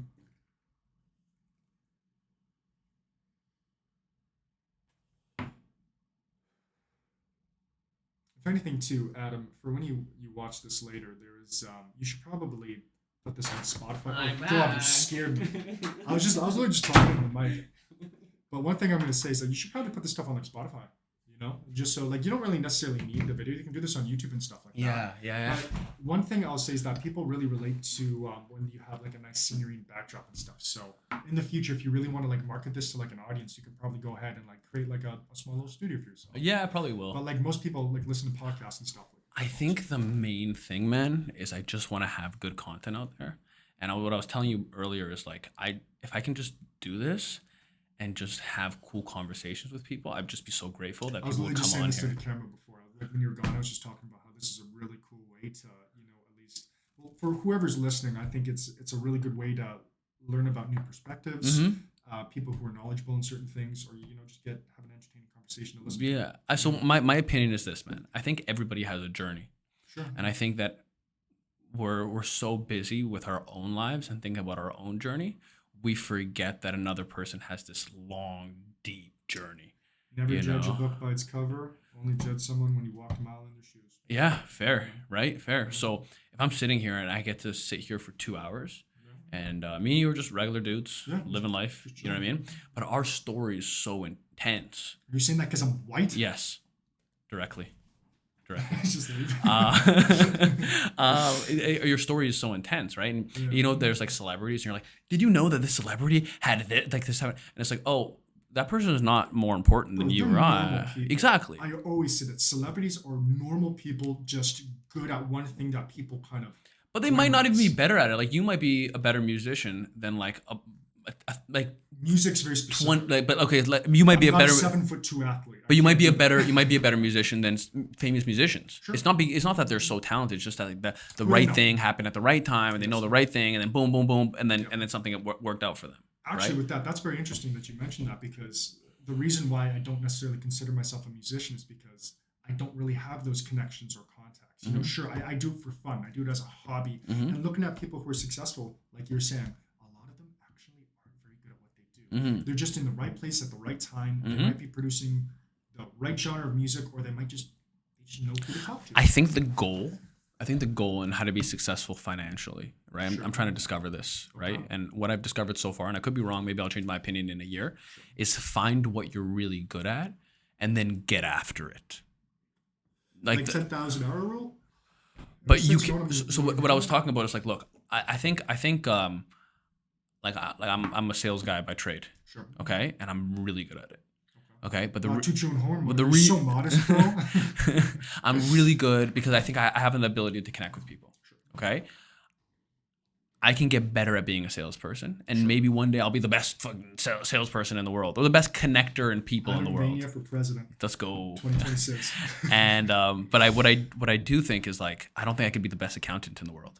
I think that if I tried my hardest, and I took every Udemy course or every whatever course, Udemy? Udemy is it's like an online course Sure. thing that you can pay for. But I took like every type Oh, yeah. yeah, I took like any type of like course, right, to become a good accountant. I still wouldn't be a good accountant. That's where that natural intuition comes in. Exactly. So you need two things, right? You need to know yourself and then know what you're good at intrinsically. You have to know it, Yeah. and then you have to get after it. Yes. You have to do I both. agree with that. You have to Yeah. do both. I can't be the best singer because I've tried to sing and people told me, "Hey bro, don't sing that much. Yeah. You shouldn't do it." So it's like you know what could I be a mean? mediocre accountant Mhm. or a great salesman. Uh-huh. And you take your pick. Exactly. And again, it's like you were saying before, some people can just stumble their way through life thinking that this is what I want to do, whatever, and it turns out like 20 years down the line, holy shit, why did I do this? Uh-huh. You know? And I feel like looking back at myself, I'm gonna regret not taking this music thing a little bit more seriously. Mhm. But at the end of the day, you gotta look at priorities, how life is. Priorities are an interesting thing, man. Because are we taught priorities? Yes. Yeah, you know what I mean? 100%. You look. I think the biggest role models in your life are always your parents. Now, I don't know what your situation is with your family and stuff like that, but I've based everything, including my past relationships, off of my parents. Sure. And again, as you were saying, everyone experience is different, and so that is convoluted and messed up the way I look at things. Because I love my parents to death, but I don't have to necessarily be like that, Mm-hmm. right? Mhm. And I honestly, I hope to instill the values that they put in me into like my life. And anyone else who, like, if I happen to have a family, I hope to push that onto them one day too. Do you know how careers used to work before like free market capitalism? No. Right. So like in Europe, like do you know how you ever hear like John Smith? No. Like you know like the last name Smith? Yeah. You know why it's a popular Smith? You know why Smith is a popular last name? Because Do they're all Smiths. you know what they are actually? A Smith, like someone who like forges. Blacksmiths. Yeah. So you would be like son of a blacksmith, son of a blacksmith, son of a Oh. blacksmith. So what your Michael Smith, so what your Lord of his liege. so what your father would do, you would end up doing it, and then your son would end up doing it, and then there would be no way of free thinking. That's why we live in like a crazy society in a time now. How the hell did I get the last name Zinkavicius? Where the fuck does What does that come even mean? from? I don't freaking know. Is that your last man. name? Yeah, Zinkavicius. Sinkavicius. Yeah. Yeah. How messed up is that? That's a He was pretty cool 11. last name. Yeah, I know. I have accents and stuff like that. Like, I agree What? with you in certain aspects, like John Smith or something. Like, sure, that fits. I the meant mold. Western European culture. Sure. Yeah. I'm Eastern European. You're It's Eastern. the I don't same know thing, about the bro. Eastern Europeans. Bro, we're all crazy tall, and all we do is sing and drink beer. You guys are Vikings. I am Viking blood. I think you guys are Viking It's blood. because I'm 6'4". You're 6'4" and you're wildly aggressive. I think Testosterone. I think you look how deep your voice is, man. Is my voice actually deep? It's deeper than mine. Seriously? Yeah. Okay, I'm gonna be real with you. I honestly think I have a high timber. Well, compare maybe because you're hanging with Joey all day, and Joey is. No, I'm serious. he's I've always looked at myself as having a high voice. Like I'm a tenor when I sing. You know. You ever watch Vikings? Yeah, I love that. Okay, show. you know Ragnar Lothbrok? Yeah. You know Ragnar Lothbrok's brother? Yeah. He's like this big jack guy. Yeah. That's how Joey looks to me. Oh yeah. Yeah. His name on the game we're playing is Dude. Beefy Joe. So let me tell you something so like really crazy. Joe. When we were at the cottage, Love remember him so when much. you guys were wrestling at the Yeah. cottage? I remember thinking like, I'm gonna wrestle these guys. I'll be able to handle them, no problem, right? Yeah. And then I smoked a little bit of weed. And then so I'm like, yeah, I'm gonna wrestle these guys. He's no big deal. I have like this thing in me. I have like a fighter's mentality in my head, right? I'm like, just wrestle these guys. It's not a big deal, Sure. right? Then I smoked some weed, and I looked at Joey, and he was like, and he's hitting the ground. He's hitting the And ground, you're like, nah, bro, and the ground is shaking. And I looked at him, and then I look forward, and I'm like, please don't talk to me. Please don't talk to me. Don't look at me, Don't bro. look at me. Don't look Don't at talk me, to me. That's a scary man. Yeah. Right? That's a scary man. Yeah, and that's the thing. Like Eastern Europeans, or I guess we're Northern European now, but the average male in Lithuania is like 5'11". What about the women? They're all really tall, actually. Apparently, well, I think a lot of them are shorter now. But when my mom and her friend, who's a flight attendant, they went ahead and flew to Lithuania. Usually, when I'm there, the women would be like 5'7", something like that. But apparently, over there, they're like 6'2", 6'1". They're just like walking trees. So like tall women. Yeah, I think. sexy. Okay, I love tall. whoa. Well, I'm 6'4", bro. I love a tall girl. Yeah. 5'10" or above. But like tall women, I think that I kind of feel bad for them What? because I think that their sexual selection is a lot less because it's hard for like I'm not a short guy, right? Compared to you, but like regular people, I'm not a short guy. But I remember I went out with a girl. She was a model. Sure. Good for you, man. That's Yeah, awesome. thanks. She was like some type of like runway model or whatever, Sure. right? And Okay, yeah, toot your own horn some more, that's fine. I remember. Actually, I'll tell you a story about her in a Sure. second. But I remember walking with her, Yeah. and one day she wore high heels, Okay. and I just couldn't. She was 6'3" in high Wow. heels, 6'4" in high heels. She was way too tall for me. Do you know who's that guy from Criminal Minds? The light skinned dude from Shamar Moore. No idea. Oh, whatever. There's just like this good looking like light skinned like actor, Okay. Shamar Moore. Shawarma. Schwarber more, and he actually slid into her DMs while we were dating. Yeah. Yeah, I'll really? show you how he looks. No shit. Okay. And How tall is I he? don't have Instagram. How tall is he? I don't know. How tall is Shamar Moore? Let's see. How tall is Shamar? What were you getting at though? Oh, see, he's 6'1", right? So this is him. I don't know if you've ever seen him, but is this guy? This like hunk of a dude. This like stud. He's got a weird face. Yeah, I guess. Well, In my opinion, shut him down, son. I know. Look at him. He's jacked. But yeah, he's like some jack guy, right? So he slides in this girl's DMs, Okay. and I was like, oh my god, like this shit, I'm a fan. This is Yeah, crazy. You're competing with So him you now, so yeah. you know what I did? I took her phone and I sent a picture of this of myself. So here's this like celebrity, like he probably has like 10 million followers on Instagram, Yeah. and I take his phone like this, I'm like, hey big guy, in the caption there. He never responded. Okay, one of my friends, for example, she's beautiful. She's from Montreal. She's actually the girl I sang Brown Eyes with. Super talented voice. Honestly, she's a gem. I've known her for years. But Chris Boucher apparently like slid into. Who's her Chris DMs. Boucher? He's a rapper, Toronto rapper. Oh no way. Yeah, he's tall. He's I don't know if you're into him. Like I don't want to judge the guy or anything like that. But like yeah, it's funny because you have these beautiful women who are being like pursued by like celebrities, and you have that status now, and you assume that it's gonna like. I always wondered, like how I remember like when I was in university. I don't mean to toot my own horn like too much. When I was in university, sometimes some girls I'd be talking to would also be talking to The Weeknd, right? Really? At the same time, right? Blinding lights. I don't know. It was before he was too big. This was like Sure. 2014, so he Sure. wasn't like super huge, but he was like so Yeah. he was talking to like a super His talented. voice is amazing. He sounds like Michael Jackson. And I remember thinking, why the hell are these girls talking to me? Like, Yeah. I'm poor, I'm a student, I'm an idiot, I don't have a car, I'm It's not like, about that, what though. the hell is? Why the hell are these girls even talking to It's my because dumb you're ass? funny and you're good at talking. Like, see, that's the thing. Like, people assume that status is one thing that is attractive, and in a superficial sense, it is. Mm-hmm. You look at someone, if they're well put together, they're groomed, if they're wearing a suit or something. If a chick is into that, you look at them and they're like, wow, this guy's attractive. Naturally, people who are attractive have a much easier life. That's just the way of the world. Mm. Like chicks, for example, they Yeah. have so many things given to them if they're good looking. Yeah. And I don't mean to like, shit on them or anything like that, but it's just like in general, if you're good looking, you have men pursuing you, you have people in your DMs and all that stuff, right? Whereas someone else doesn't. Most guys don't have Yeah. 30 guys thirsting over them in their DMs. Do you? What, do I have 30 guys? Do I have 30 guys thirsting in my Nothing DMs? against that, No. man. If you're into that, Guys, you're into I think girls don't. I mean, this is because I don't get pursued. I don't know, but the girls that. don't. Baby girl, God bless. Bon sauvage. Girls don't really pursue guys like that. No, it's because they don't need to. Guys Yeah. pursue them. That's Yeah. the way of the world. Yeah, it's crazy. It sucks. What do you think is like? I think. Do you think money and status make girls more attracted to guys? Guys don't really seem to care about money or Depends on the status. chick. 100% depends on the chick. Okay. I know people who are so down to earth that they don't care about that. They care about if someone makes them laugh, if someone makes them feel comfortable. And a lot of the time, I think some girls also do want to have security in the sense that they might be the better looking one in the relationship. Like there's so many factors that come into play for what makes you like someone else. And a lot of the time, people end up with, their best friend or something because they realize that I want to spend my life with this person. Yeah. So sure, money and status can be, if you're going out for a night on the town, it's like, oh sure, there's the weekend he's talking to me. That's Fuck awesome. yeah. Right? Yeah. But at the end of the day, would you want to be with someone that has like that fame and stuff? That tears apart. I think that attraction has very little to do with logic. I think it has almost everything to do with our evolutionary responses to things. Like you mean like sexual attraction? Like that's the only type of attraction there is. Yeah. Right? I mean, because you can't be with somebody and then not be sexually attracted to them. And That's then true. the relationship will turn miserable. Right? So then the question That is can like, develop over time though too.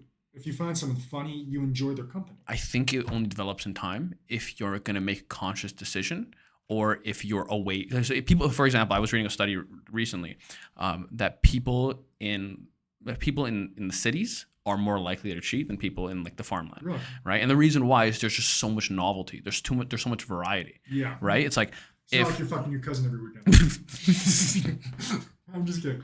No, honestly, all respect to farmers and anyone who that lives in fucks their rural areas. cousin. What? Hold on, seriously, I want to know why you assume that farmers fuck their Well, cousins. it's the whole thing about like people living on farms and stuff. There's the jokes like, okay, I'm gonna go fuck a pig. You're you're just digging That yourself. makes me sound so bad. I'm not shitting on anyone. I'm just saying that's like, okay, I'm just gonna stop talking. Yeah, you're just digging yourself in a I'm digging hole. myself a grave. Tell you the truth, I kind of let you do that. R.I.P. Tauras and cabbages. Yeah.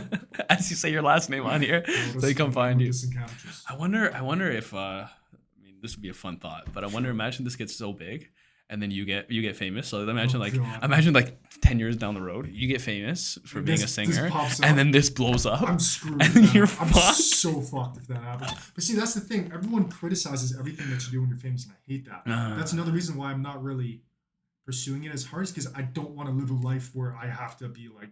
I think- not even that I can achieve it. I'm not saying I'm going to achieve it all or anything like that. I just think it's unrealistic. Yeah, I think it's the worst time to be famous now. Because everything that you do is kind of out there, and before when you were famous, like if you're Michael Jackson, there's like this huge wall between you. That wall too, I guess. But there's a huge wall between you and people. Yeah, everything is documented. Yeah, but now there's no wall at all. Yeah. Right. They see everything that you do. They see every comment that you make on Twitter. Anything you do, you can be followed. You have paparazzi following you. You have no means or privacy whatsoever. Actually, one person who does, who I think is a great example, Childish Gambino. This man lives a totally private life. Doesn't give a shit about You know who else? Keanu Reeves. Yeah. He's just chilling on the bus. Yeah. He actually looks like my dad. He's the one guy who actually looks like... I know that's a weird thought to say, but he looks exactly like my dad. No, you know how you always look like a celebrity. You look like one celebrity, usually. Like someone will tell you, oh, you look like this famous person or whatever. I've had people tell me that before. I'm like, oh yeah. People tell me I look like MGK sometimes. So Seriously, no, dead ass. I'm dead serious. They tell me I look like MGK. look into the camera directly. You know, I get that candy, yeah. Oh, that's funny, man. When I was That's not tooting my own horn. That's literally just what. when I was in high school for like first like grade 10. Barack Obama. Yeah.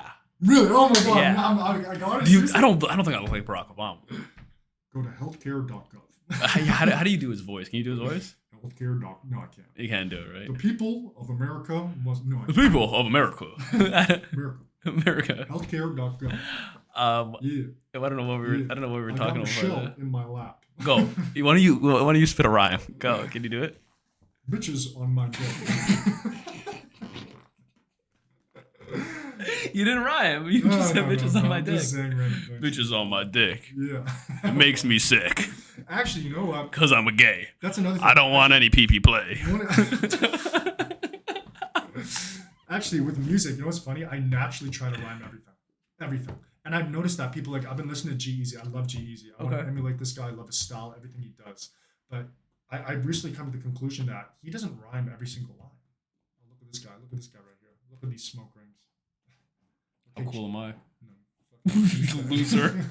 Loser for vaping. Bro, kids, I see kids vaping nowadays and they're just puffing clouds that are like, here, give me this for a second. Yeah. Go ahead. This is going to give me the biggest head rush too. Like here.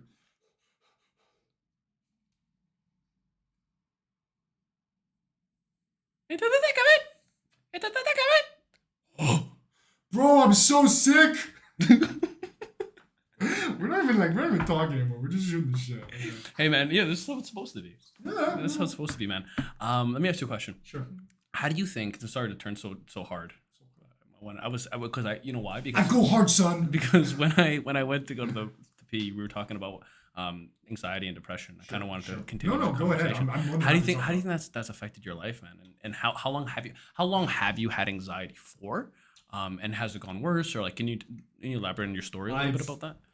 So about the age of 20, so I'm 24 right now. I think I realized I had anxiety in that first relationship I had, and only after like 6 months after did I realize that I actually had the anxiety. And how it's affected me since is it's made me second guess everything. Like when I was a kid, 16, I used to do whatever. I wouldn't care about whatever. I would go out party with my friends. I didn't care how I treated people. You know, I was kind of like a shit. And people started giving me these labels and stuff. And the more I thought about it after the relationship, I became so much more sensitive to all those things and second guessing everything. My image. I used to not care what I put online. I used to put out like we at a camp we go to, like we dress up and play basketball. Like, we put on like dresses and just play basketball Dresses. from the kids. Yeah, but just for fun, you know, just like Really? just to shit around because like we had carnival days, stuff like that. There's no judgment, no whatever, and it was fun. I'd cross a kid out in a dress. I'd be Really? like, get Do your you, legs broken, kid. do you have a picture of that?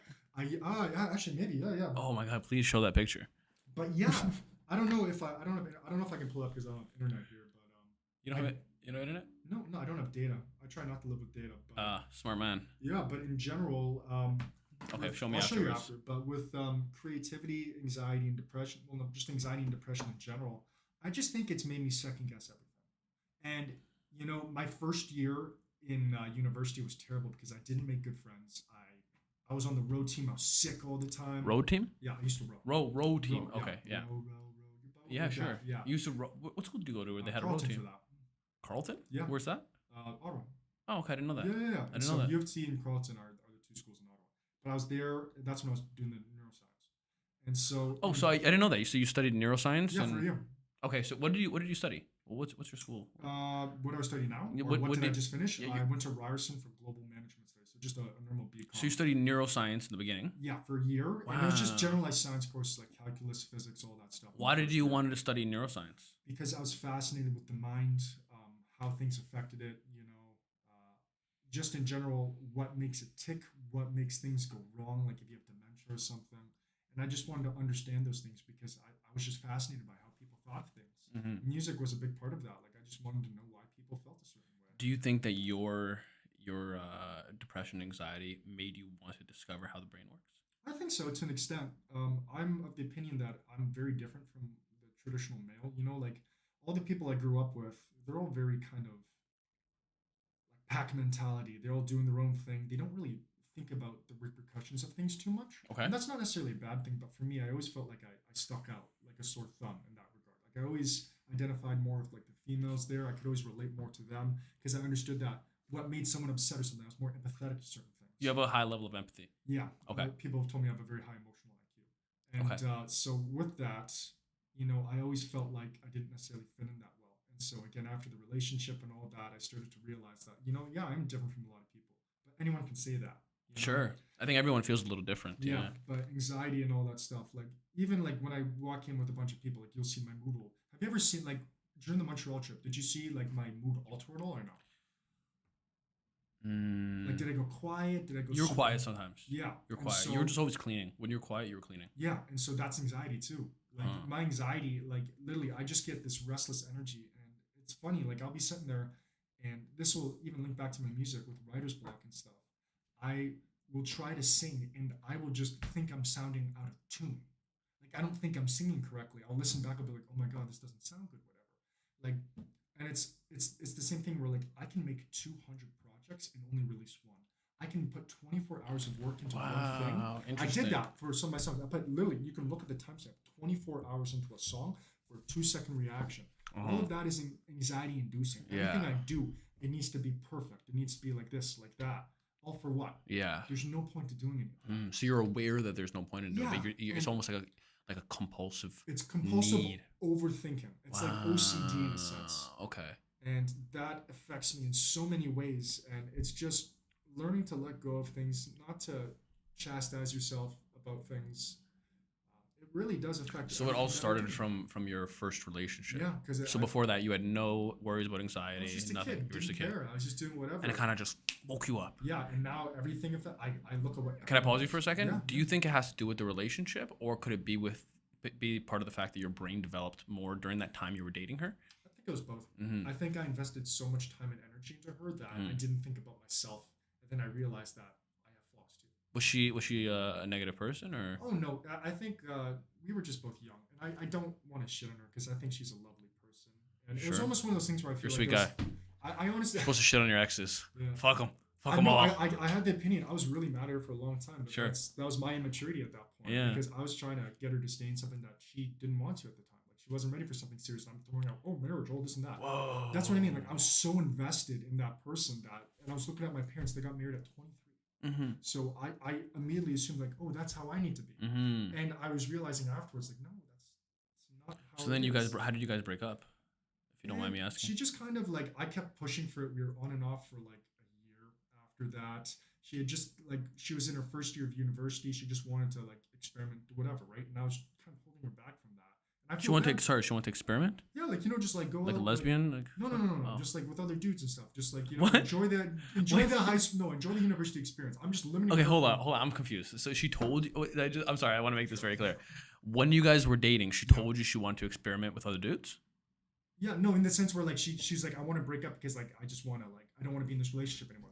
You're in university; it's your first year. You She just want- wanted freedom. Yeah, she wanted that Mm. freedom, and I was limiting her to do that. Okay. But the way she kind of handled the whole thing with me was very kind of toxic, in my opinion. Like she would like literally talk down to me, pick fights and stuff like that. Mm. And I think that was just because we were both immature in the sense where I was struggling to hold on to something, pushing for something because I thought that was right. Yep. Where she was just trying to live her life. Yeah. But in my opinion, she didn't handle that poorly. Yeah. Maybe she just wanted to be free, but she Yeah. didn't know. But again, that's still on me for letting her walk over me and stuff Yeah, like that. I should have yeah. had the respect for myself to do that, and that's where the anxiety kind of started So happening. 'Cause if you could go back, what would you change about the way you specifically handled that relationship? If you, I don't think how long I did you guys should- date for? a year and like a half, something Okay. like that. And so what would you have changed? I would have let her go. Yeah. Honestly, I don't. Yeah. Well, at what point? 6 months in? When she asked the first, yeah, it was be something like 6 months, and we had said I love you and stuff like that, and she just randomly out of the blue called me and said like I don't want to do this anymore. Like she literally called me, and I'm like, and I was torn. Like How much did that hurt your heart, man? Bro, that's the thing. You know how I was telling you before how my emotions are like this? Yeah. I was in a rabbit hole. It was the first time I actually ever thought about like suicide. Not that I was actually gonna do it. I don't have the balls to ever do that. And like, no, Okay. seriously, like I didn't. And I remember telling my mom, and she's just like, get over it. Mm. She literally told me like you're full of because she knows me so well. Like I'm so Mm. much like my mom. She's like, no, you're Yeah. Okay. not. And so with that, I would have let her go because at the end of the day, like I'm not trying to force someone to be in something. You don't want to be with somebody that doesn't want to be with you. Yeah. Like, you And- don't. And the thing is, it was hard because I had been seeing her for like 4 years before that. We were just on and off like screwing, and I have such a physical attraction to this chick that was I've never had that with anyone else. Like, just She was being- super hot. Yeah, in my opinion at least, I think she's a wonderful, smart, creative girl. I don't know how she is now. I haven't talked to her Good. in X amount of years, right? Leave it alone. Yeah, no, that's the thing. No, but like there's always the I'm of the actually no, no, you're right. It's just it's hard to talk about that stuff because it was such a big point in my life. It was a very hard thing for me to get over, and I'm of the opinion that feelings never really leave. Like they're always going to be there. And you can't just be friends with someone. Like she always tried to be friends with me after. I'm like I can't be friends with you because I know that I'll always want something else. So I'm sorry. Hmm. And it sucks because the Lithuanian community is small. I see her all the Oh, she's time. Lithuanian. Yeah, Oh, she's here all the time. no, no, well, I used to because we both did like Lithuanian traditional dancing stuff like that. We went on trips. Whoa. So like the Lithuanian community is really tight. I'd always see her at like parties that other Lithuanians were hosting. Like there was a lot of us. Like we're all a really tight community. Is Like that how you know Hugo and Joey? yeah, Joey. Okay. So I knew Joey from summer camp, and so that's kind of where her and I got along very well. Was from summer camp. We had flings all the time and stuff. Nice. And she actually doesn't Fell in live love. yeah, no, that's the thing. And I honestly I wouldn't trade it for the world. Yeah. I wouldn't because I'm lucky I had the time with her. I'm sad that it ended, but You got to move on. How long ago was this? like 4 years ago, 4 years ago. it Eh? still affects me to this day. Wow. Yeah. And again, Interesting. I'm of the opinion that like I'm not afraid to talk about it. I'm kind of ashamed of myself that I still I haven't had another serious relationship since. And that's because I've learned so much more about myself. I'm unique. I'm almost like waiting for the right person, but that's so hard to come by, right? Because like COVID, all this other stuff that's happening. Like I'm a lonely dude, Mm. and that also procs anxiety, depression. I think a lot of it is just loneliness. You feel inadequate, like someone doesn't care for you or they don't want to invest their time in you. At the end of the day, I really just want like a friend, Yeah. who like you can experience things with. Yeah. And it sucks because a lot of people don't find that, and I'm scared, frankly, that I won't. Yeah. But that's not like it's not like a negative thing, like that's just me getting in my own head. But that's like what anxiety does. Like, you go Yeah. down this rabbit hole thinking that, oh, I'm not good enough. Oh, maybe my pictures are too shit. Or maybe I'm like this, or maybe I'm like that. Maybe this is the reason someone doesn't want to see me. Yeah. There's always something like Yeah. that. Maybe I'm not good enough. Or maybe I'm not playing the dating game correctly. Mhm. But I don't want to fucking do that. You want to play the game. I want to know. I want to be myself. I Yeah, want someone to yeah. be with me because they want to be with me. Yeah. So, like, yeah, I'm a sad guy. Like, I'm actually a really fucking sad guy most of the time, Mm-hmm. which sucks. Mm-hmm. Do you think that you could cure that sadness with more love? I think it's dangerous to assume that someone else can fix that for me. Okay. I think loving yourself is, like you were saying, the biggest thing. Like Mhm. finding time to do your own things, like doing the things that make you happy. But I'm honestly of the opinion now that if I were to find someone, that would really just help me out because I feel like a lot of it is just the lack of intimacy. Mm. Like not being able to like hold someone or just like call them up, see how their day was. Yeah. Like I'm a very emotive guy, so I want to be able to like care for someone. Like talk about like stuff, like hear them vent or whatever. Like I'm very much like that, Mm-hmm. and I've always struggled to actually make friendships with people. Really? Like Joey, like his group, like your guys' group is like the first friend group that I've actually felt like I've integrated. Hmm. Fully, you guys have accepted me. You're more in that group than I am in that group. Yeah, that's what I mean. Like Joey's like this guy's now my best friend. Like I've always had troubles like what identifying friendships Really? because I always expected more. I always expected something else. Even as a guy, like you're not supposed to. Like you think it's like, oh, you guys just shoot the shit together or whatever. Yeah. Yeah. But Yeah. no, like I want friends who care about me, who will Mhm. support me and stuff like that. Yeah. First thing Joey does when he meets someone else, you guys just show your music or show my music to other people. Yeah. Yeah. No one else has ever done that for me. Huh. No one. Huh. And so I'm sitting there, I'm like, holy shit. Well, we just show because it's good. No, but that's what I mean. Yeah. Like other people wouldn't do Yeah, that. They'd be like, yeah. oh, this is nice. And they wouldn't pay any Yeah. attention. Yeah. Whereas you Yeah. guys are like, oh my god, I like your lyrics, I like this other stuff. And that means actually so much to me. Oh man, that's cool. It really does. That's cool, So man. I respect that 100%. Yeah, buddy. No, For I'm sure. serious. For sure. For sure. So yeah, Well, I'm a sad guy. I think part of it is like I think part of it is like radical acceptance of yourself, right? It's like, okay, this is who I am inside this. Like I was born this identify way. as a lamp. Okay. No, I'm just kidding. I do identify with however you want to identify. Please do yourself. You can be a lamp if you want to be a lamp. Why not? I can turn myself on. Yeah. I am the light. I think part of it is like radical acceptance of yourself, and you just kind of have to be like, look, it's hard to say. It's easier said than done, but it's like, okay, you don't like me, well, fuck, I like me, But even myself, man, I always felt like I was on the outside, like always, right? Even though like people see me as this like super social Yeah. guy with like a lot of friends and everything's going on. That's right? good. But I always feel like maybe it's in my own head as well. Like I always feel like Probably. I'm on the outside, right? Yeah. I like sometimes I don't reach out to people because I'm worried that they Don't give a actually shit. don't give a shit. Like they don't want to reach out to me, 100%. so I don't reach out to them. But 100%. then I realize that I was actually the asshole there because they wanted to reach out to me, Yeah. but then because they view me in a certain way, like I'm Yeah. this like guy that is too cool for school, and it's too cool for them. It doesn't want to reach out to them. And that's why social media, I think, is so dangerous Mm-hmm. because if Full you're circle. not posting things or anything like that, people forget about you. And you Yeah. think that it's like, oh, I have to post for like, because that's honestly dating nowadays is like half online.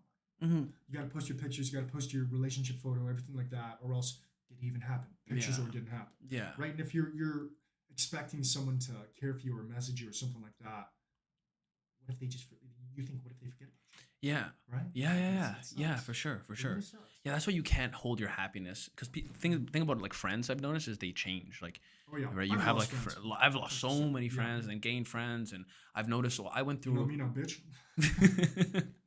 I went through like a 2 year time in my life where I just wanted to be successful. Okay, So I just hustled super hard. look at you now. I deleted my Instagram. Yeah, I mean it worked out. Like I Nice mean job. it's working out, right? You Iron never. Vania is gonna go broke 2026. It might, man. You What is first it? of all, you never know where life's gonna take you, Yeah, that's right? very true. Ever, right? So, like, I might be in a decent financial situation now, but that doesn't mean that I'm gonna be in the same place next year, Yeah, right? So the only thing that you can do is really just take well from a financial standpoint. What I think is what you can do is like take the skills that you've learned in these certain places and figure out, okay, how can I be of value in the future, right? Like that's the thing that you can do. But like as far as like friends are concerned and stuff like that, like I feel like I missed out on a lot because I live like far from downtown, like maybe like so I never got to go out. I never went away for school, yeah, right? So I never got that.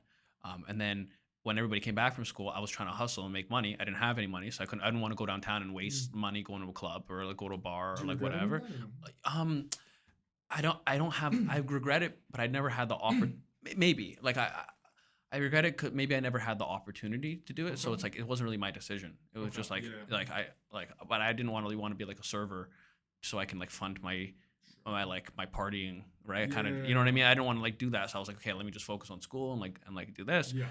Um, and I regret it a little bit, but then again, it's like I don't know. You never know where life's gonna take you, you Yeah. know, because you could go on like you can if life is like a road, you can decide I want to go left, and then I want to go left, and then I want to go left, and I want to go left, and you're a Sure. totally different person than how you would be if you went right. Like the Yeah. pathway is totally different. Yeah. So yeah, I took about 2 years, 2.5 years. I actually worked in construction, right? It was a very eye opening thing for Yeah. me. I decided after I was finished school, I decided that I'm gonna go work in construction. And I was like, whoa, these people are not so. I was so innocent to what the world was. Mhm. You know what I mean? Like people are so nice. Usually, people are really nice to me. You know Yeah. what I mean? I was like, and then I'm in this area. I'm getting yelled at all the time, and I cut my hand. I remember like my first day working. Yeah. I cut my hand on a piece of pliers, Ooh. and I was scared to leave my job because I Ah. didn't want to get fired. Yeah. Right? And I was like, oh, like, and then I said, and people were mean to me, and I was like, work faster, work harder. I was like, fuck, this is what happens in like Yeah. if you're like first year construction work, Sure. right? Sure you were. So I had like a really long journey. I left there, got hired at another company, Yeah. left there, got hired at another company, Yeah, so on, and then built my way up. But in that time, I didn't really have time for any distractions. Okay. I couldn't, right? Because it was like me or the world, and I was willing and ready to go to war with the world to get what I wanted to get. That is success, though. At the end of the day, you did exactly what you set out to do for yourself. Yeah, Look, yeah. you're now in a position to do the things that you want to do. Mm-hmm. So you may view it as if, like, oh man, I'm missing out on all these opportunities, but dude, you got all the time in the world. Yeah, now, right now, like All I'm the time happy in the because world, yeah. now I can kind of, and what ended up happening on this journey was I was able to, I changed a lot, I Yeah. grew a lot, I gained a lot of perspective. Not in size, he's still short. I grew a lot, I changed a lot, And now, like me doing like a podcast, I mean, it's like a lot more of a mature way to retain friendships and Sure. learn, and like instead of going to the bar and like hooking up with some like random chicks, like Yeah. I'm totally out of that phase, and I'm Yeah. into like this phase where maybe I can do both. Maybe Sure. I can be financially successful, but I don't have to sacrifice that for my friends. You Yeah. know what I mean? I don't have to sacrifice That's part of growing finances up. for love. And this is what I came across when we were at the cottage, right? I was thinking like I'm in this machine for so long, right? Like just trying to grind and make money. Yeah. And I remember thinking like what is it worth? And am I ruining What's the point? Right? am I ruining love for putting all my work and time into this machine? Yeah. Um, and then after that, I had like this huge epiphany. And after that, I decided this is why I'm here right now, like with this podcast. I'm like, okay, I gotta move this around, move this around, move this around, and Yeah. I'm just happy that I have the freedom to be able to sit here and have good conversations and get to know people. And 6'4" Jan. 6'4", crazy Viking man. Crazy Viking bitch. Yeah, yeah. But yeah, I guess that's my story about how I wanted to get things done. I really think that you can. Negativity doesn't even enter my brain anymore. Really? It's very interesting. We were having a conversation. It's very, very interesting. Like one thing about me, what I try to do is I think about things. I'm very emotionally keen on things. I'm very observant. I pick up two things about me. Okay. And me and you were having a conversation. Yeah. And when I called you, I was like, man, I'm going to do this podcast. I'm so excited. And if it fails, then I'm just going to have great conversations. Succeeds, Yeah. I'm going to be a billionaire. And that was it. Right. Yeah. And you could hear like the excitement in my head. Yeah, Right. yeah. And then you said something and you're like, what are you going to be? The next Joe Rogan?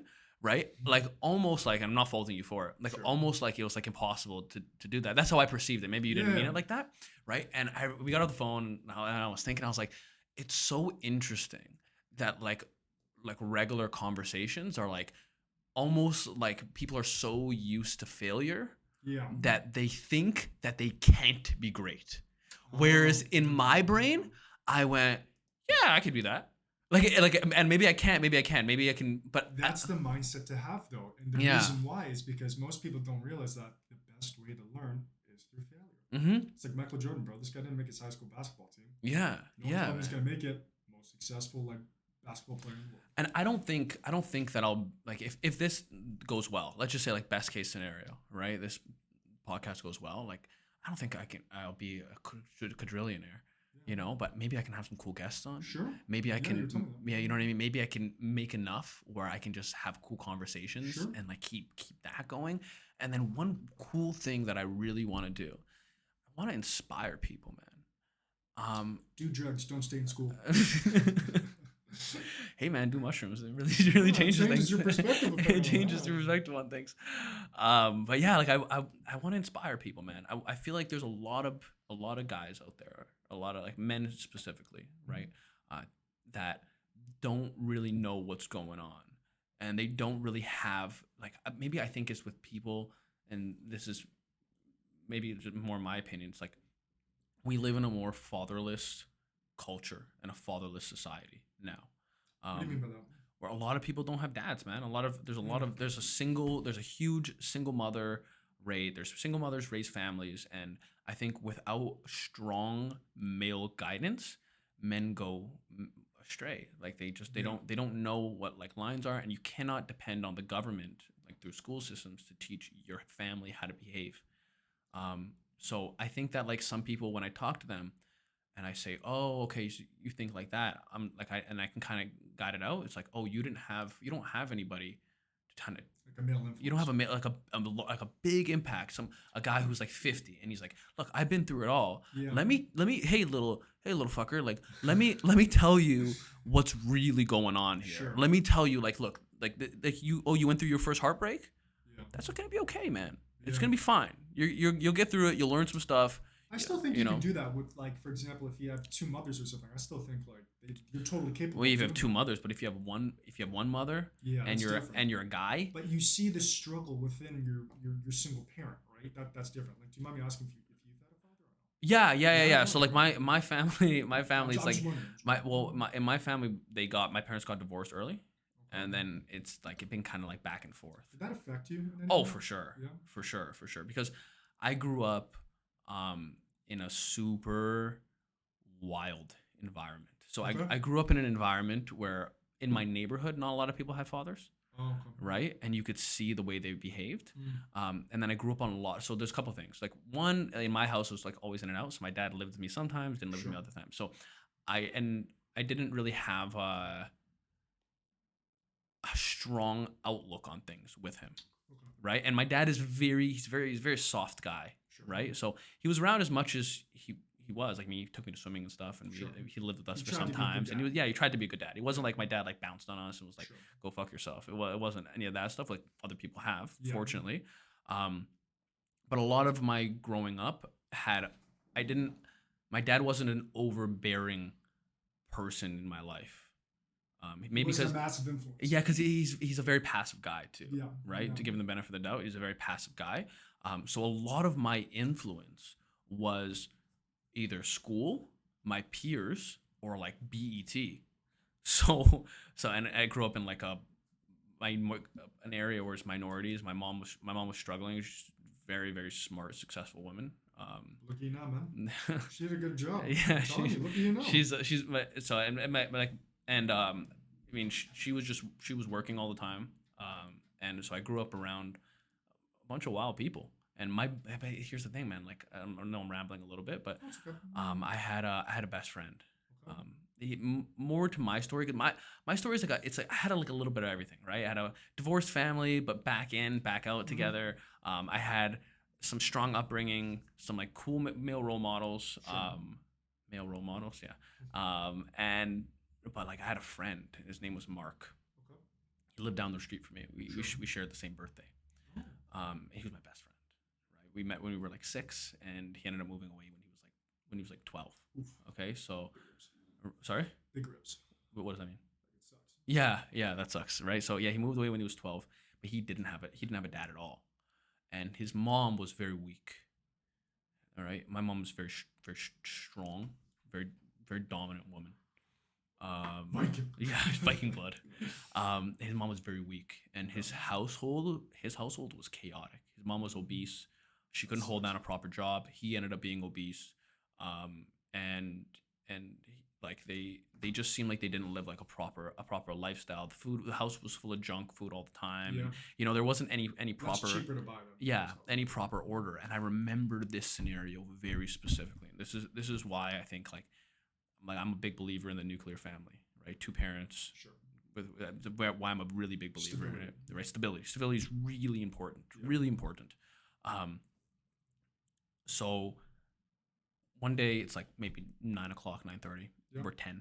We're just playing basketball. Yeah. And it's dark outside, Yeah. right? We're kind of just chilling, right? We're like Time to go home we're on soon. we're on the same street. Like we live on the same street, Yeah. so we can kind of be out for. It's probably the summer vacation. Like we can Yeah. be out for like pretty much as long as we want, Sure. right? Up to a reasonable time, 9:30, 10.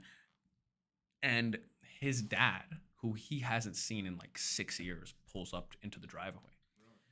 And his dad looks at me, and I look at him, and we don't know each other obviously, but I've been in this guy's life. I lived in his house, like you know what I mean. I slept at his Yeah. house, like we're best friends every day, Yeah. hanging out. And he looks at his dad. Dad looks at him, and he just starts crying, right? And we're 10, but he's like the toughest dude I know. He had like this Sure. tough exterior, Yeah. and he starts crying. And the dad gives his father the dad gives Mark a hug, Sure. and he looks at him. He goes, "Don't tell your mom that I'm here." And then he's there for 10 seconds, gets in the car, drives away. And then I ask him, I'm like, "Yo, why didn't why didn't your dad want your mom to know that you were here?" And he's like, "Yeah, because he hasn't paid child support, so he's not really allowed to come around." And I thought, like, whoa, that's so fucked, man. Yeah. Like that's a kid, man. That's a person. So he's not allowed to see his He's dad not allowed to because- see but you know what I mean. Like the mom and the dad have issues, Yeah. right? And now this here, come closer to the mic, and and the kid is now being punished. He's not allowed to have a father because of things that happen with the parents, right? And Yeah. I find that stuff happens a lot in our society, and you end up being raised on values that are not your own. It's like society is giving you values, and maybe those values aren't that good. Sure. Maybe they are. Maybe some of them are good. Maybe some of them are not good. But Did he make something of himself or no? no. So here, let me check. Let me check out. Let me go further in the story. Sure. So later on in my life, like my parents, they kind of got together and they're like figuring it all out. And this is 2014, and I was actually in Hawaii with my family Okay. on my birthday. Mm-hmm. We have the same birthday, Sure. right? Me and this guy. So I come home from Hawaii, and I think about this guy all the time. I think Yeah. about him maybe 10 times a year, Sure. right? So like once a Like, what is he doing? almost once a month. Like, oh yeah, what's going on with him? Like Yeah. I wonder how he is, right? But he doesn't have any social media. I Sure. don't know his number or whatever, right? So I call him sometime in 2015, right? My birthday's Yeah. in December, so like after 2014, sometime in 2015, I give him a call, and I get his number from his sister. I give him a call, and I'm like, hey man, like how are you? And my life is going great. Yeah. I'm in school. I'm in university. Sure. I'm living like a suburban guy's life. You know, like a suburban guy's life.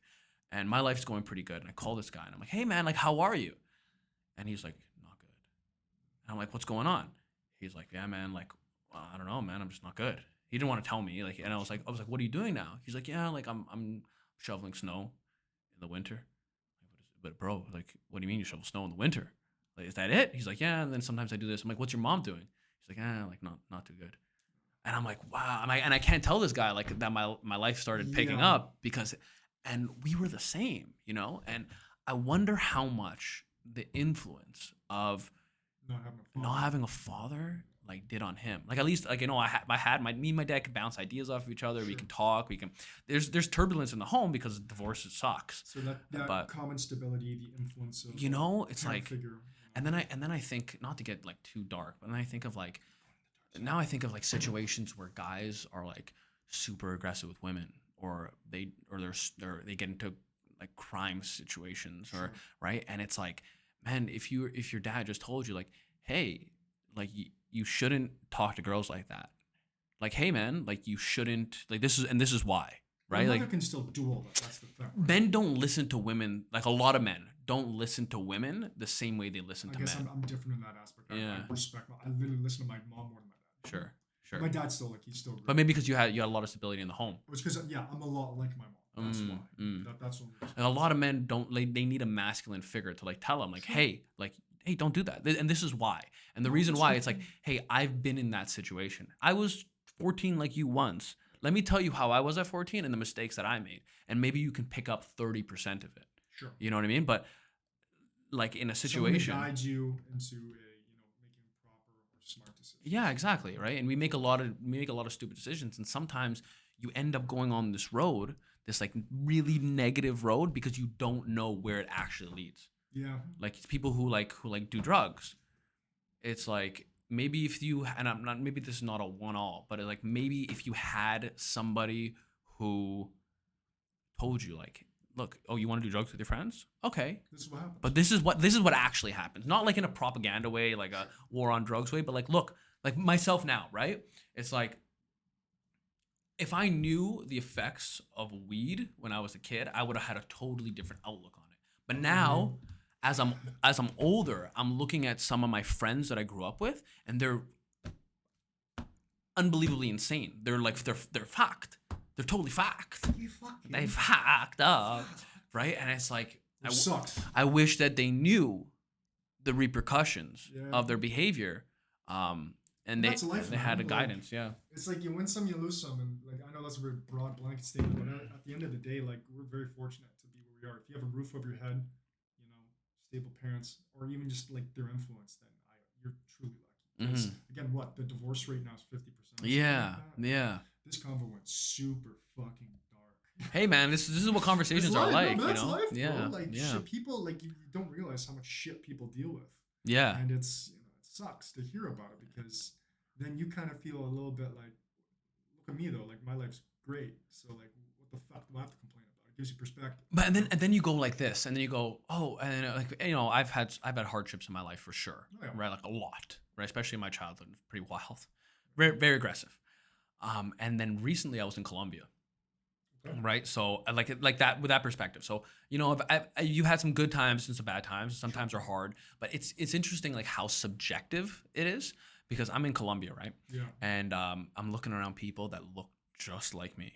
Like Yeah. I'm in San Andres, Colombia, and it's like Sure. these kind of island people, so they look Yeah. like yeah, they look just kind of like a Dominican guy, right? It's like and um and I'm looking at these people and they look just like me, but they're like living in huts and Yeah. the place smells like sewage and Yeah. some people are they're like one guy was like addicted to drugs and I remember Jeez. watching I was looking at him and I was like what happened to him, man? Like what happened to him in his life? North America, we're very fortunate. And I'm thinking, man, like I'm gonna go like for example, I was in Cartagena and one of my places that I stayed it had bed bugs. So Ooh. I stayed the night until I got bit and the Oh. next day I went to the Hilton. The next Yeah, day, I was fuck like, that. bro, I'm going to the Hilton. And I went, oh, I'm at the Hilton, baby. Right? And it's like, man, people can't escape that reality, but I can. So no matter how difficult I had it or they had it, I'm so grateful for a couple Yeah. things. One, that I mean, I have this I live in this cool place. I live in North America. Things might not be the best, but they're not bad. I can eat Oh. every day. Yep. I have a bed, I have air You conditioning got when I want friends, it. You got natural amenities. You know what I everything. mean? I have fresh water, just unlimited fresh water with a little bit of athletic greens in it. You know what I mean? Like that's a good life that I'm living, man. For and I think that the problem is it's just like perspective. We don't have enough perspective because maybe we don't travel enough. Maybe we don't see how bad things can actually get. So we're so willing to hate on our own situation and go, my life sucks. My parents were That's divorced. the This human happened. condition, though. Everyone is gonna find something to, get Yeah, upset about. yeah. And so I being grateful is like you were saying, being able to understand what other people are going through and how much more fortunate we are, especially in a place like North America. Yeah, man. Like we should be grateful. We're pretty fortunate, man. Yeah. Like even if you were to take the little things, like the fact I always think about this. I don't remember why I thought about this one day, but I was thinking like if you died, right? And you were just like it's kind of a weird concept, but like if you died and you were like seeing nothing, so you didn't get to experience life again, Yeah. right? Would you go back to your worst day and do it over again just so you could see your mom again? Just so you can, touch the grass again? Just so you can look at the sunset Like again? ground yourself, you mean, in a sense? What do you mean? Like ground, as in like go back to like something that Would you go back to your worst day? Like, would you go back to the worst thing that's ever happened to you just so you could feel something again? And then maybe, Probably not. no, I think I would, man. I'll go to the good things. But if you for sure, of course you No, would. yeah. But I'm saying if the choice was to only go for Well, if that's the only choice, the only then yes, choice, yeah, you know what I mean? Yeah, of course you go It's for the like, good thing. let's say your father died or something, and I guarantee you most people would go ahead and give up anything to have another Exactly. conversation. Even if it was a fight. Yeah, anything. Even if it was a fight. Anything just to see them or do it over. Like, Exactly. Yeah, so if that's your one choice, then yes. That's what I'm saying, right? It's like we don't appreciate what we have enough. Yeah. Maybe we should spend time and just try to be grateful for Yeah. what we have. You know what I found myself doing now? I actually sometimes this is gonna sound weird, but I'll stare at my parents trying to memorize their faces. Wow, interesting. Because I know one day they won't be here, Wow. and I want to remember them for how they are, when I still can. Mm-hmm. And I love my parents to death. Again, I'm super fortunate. I had a very stable upbringing. I was a shit back then. Serious anger management stuff like that. Really? Yeah. Yeah. I was really shit of a kid. But my Good guy problems now. my problems are elementary compared to what you guys were explaining, or what about your friend and stuff, right? So, um, and it does give a lot of perspective on like how fortunate we are, and I'm very grateful for everything I have, the friends I have, and all that. And I wouldn't trade it for the world. But here's another thing, like just because something bad happened to somebody else doesn't take away of the bad thing that's happened to you. Oh, 100%. And everyone has their own experiences to go off of. And that's why everyone like makes that statement like, oh, what about like the children in Africa who don't have food? Mhm. But like I'm living in a situation right now where this is my life. Yeah. My normal life act like it functions in a certain way. Yeah. Yes, these people don't have what we have, but at the end of the day, like I'm still living my life. Like, yeah. like, this yeah. has nothing to do with me. Yeah. Like, it's very unfortunate it's happening, but my life is my life. Yeah, exactly. Right? And you can't. Yeah, you like. I remember one person was telling me, it's like, why do you want more? Like I was like, they were like, oh, you make money and and they're like, why do you want more? And you look at other people have so much less. I'm like, what does that have to do with me? Like if they had less, does that mean I have to not want to reach my goals because Yeah. somebody else doesn't have as much? right? Or what I could do is take advantage of the life that was given to me by God or by the universe or my Yeah. parents or whatever. Take advantage of the opportunities that were given to me and then make my family proud, make myself proud Sure. by being the most the best me That you could that I possibly could be. be. Yeah. All right, final question because I think this Sure. is running I'm kind of getting long, really right? hungry. Are Yeah. you okay? Yeah. Yeah, this is running. It's an hour and a half. It's not Yeah, bad. that's all good. It's not It's bad. good. Final question. Okay. Let's go. Okay. Um, this is the question that I'm gonna ask. I think I'm gonna ask everybody Sure. at the end of the podcast. Um, have you? Do you live? Have you? Are you living up to your full potential now? And could you ever live up to your full potential? Shit. That's a good question. I think that's a very subjective thing again too. In my opinion, my full potential, I'm not 100% sure what my full potential is. Okay. You know, I haven't yet figured out how I really want to live my life, my full occupation. Right now, I'm just like you, I'm grinding, Yeah. work and stuff. Yeah. But I'm of the opinion that currently, probably not. I'm probably not living my full potential. I'm doing everything I'm supposed to, but like I honestly think if I were to have a calling, it would be music, and if I could reach, okay, here, let's phrase it this way. If I can go ahead and have more people come up to me like you guys do and say like, "Oh, I love your music. I listen to your songs. I relate to that." Then yeah, I do. Make more music because it makes me happy. I know, but that's what I mean. Like if I no, but if I'm capable of at least making a couple people happy with the things I'm doing, Yeah. then honestly, I will be living up to my potential. What does that mean for you? What is okay? Now let me ask you another question. Sorry. Sure. What does living up to your potential mean? It means just being the best person that I can be for myself and others. Be specific. Like, what does that mean? Envision it. Envision what your life could be, Taurus, if in 1 year from now you were living your best potential. What would that person be? I would be financially stable Okay. with a home. Okay. I would have a relationship with someone I cared for. Okay. I would be empathetic to the people around me, my friends, and I would just be being my creative self, not worrying about the things that I used to worry about, letting go of all the anxiety I have and all that, just fully appreciating everything I have. I think that at the end of the day would be my answer. Cool. Yeah, All right. Alright. Let's end it off there. Okay, well, yeah, there you go. First podcast with Adam Vanian as your fucking host. Thanks for coming, man. Yeah, I for sure, appreciate man. it. How do I turn this thing off? Stop recording. Into the thick of it.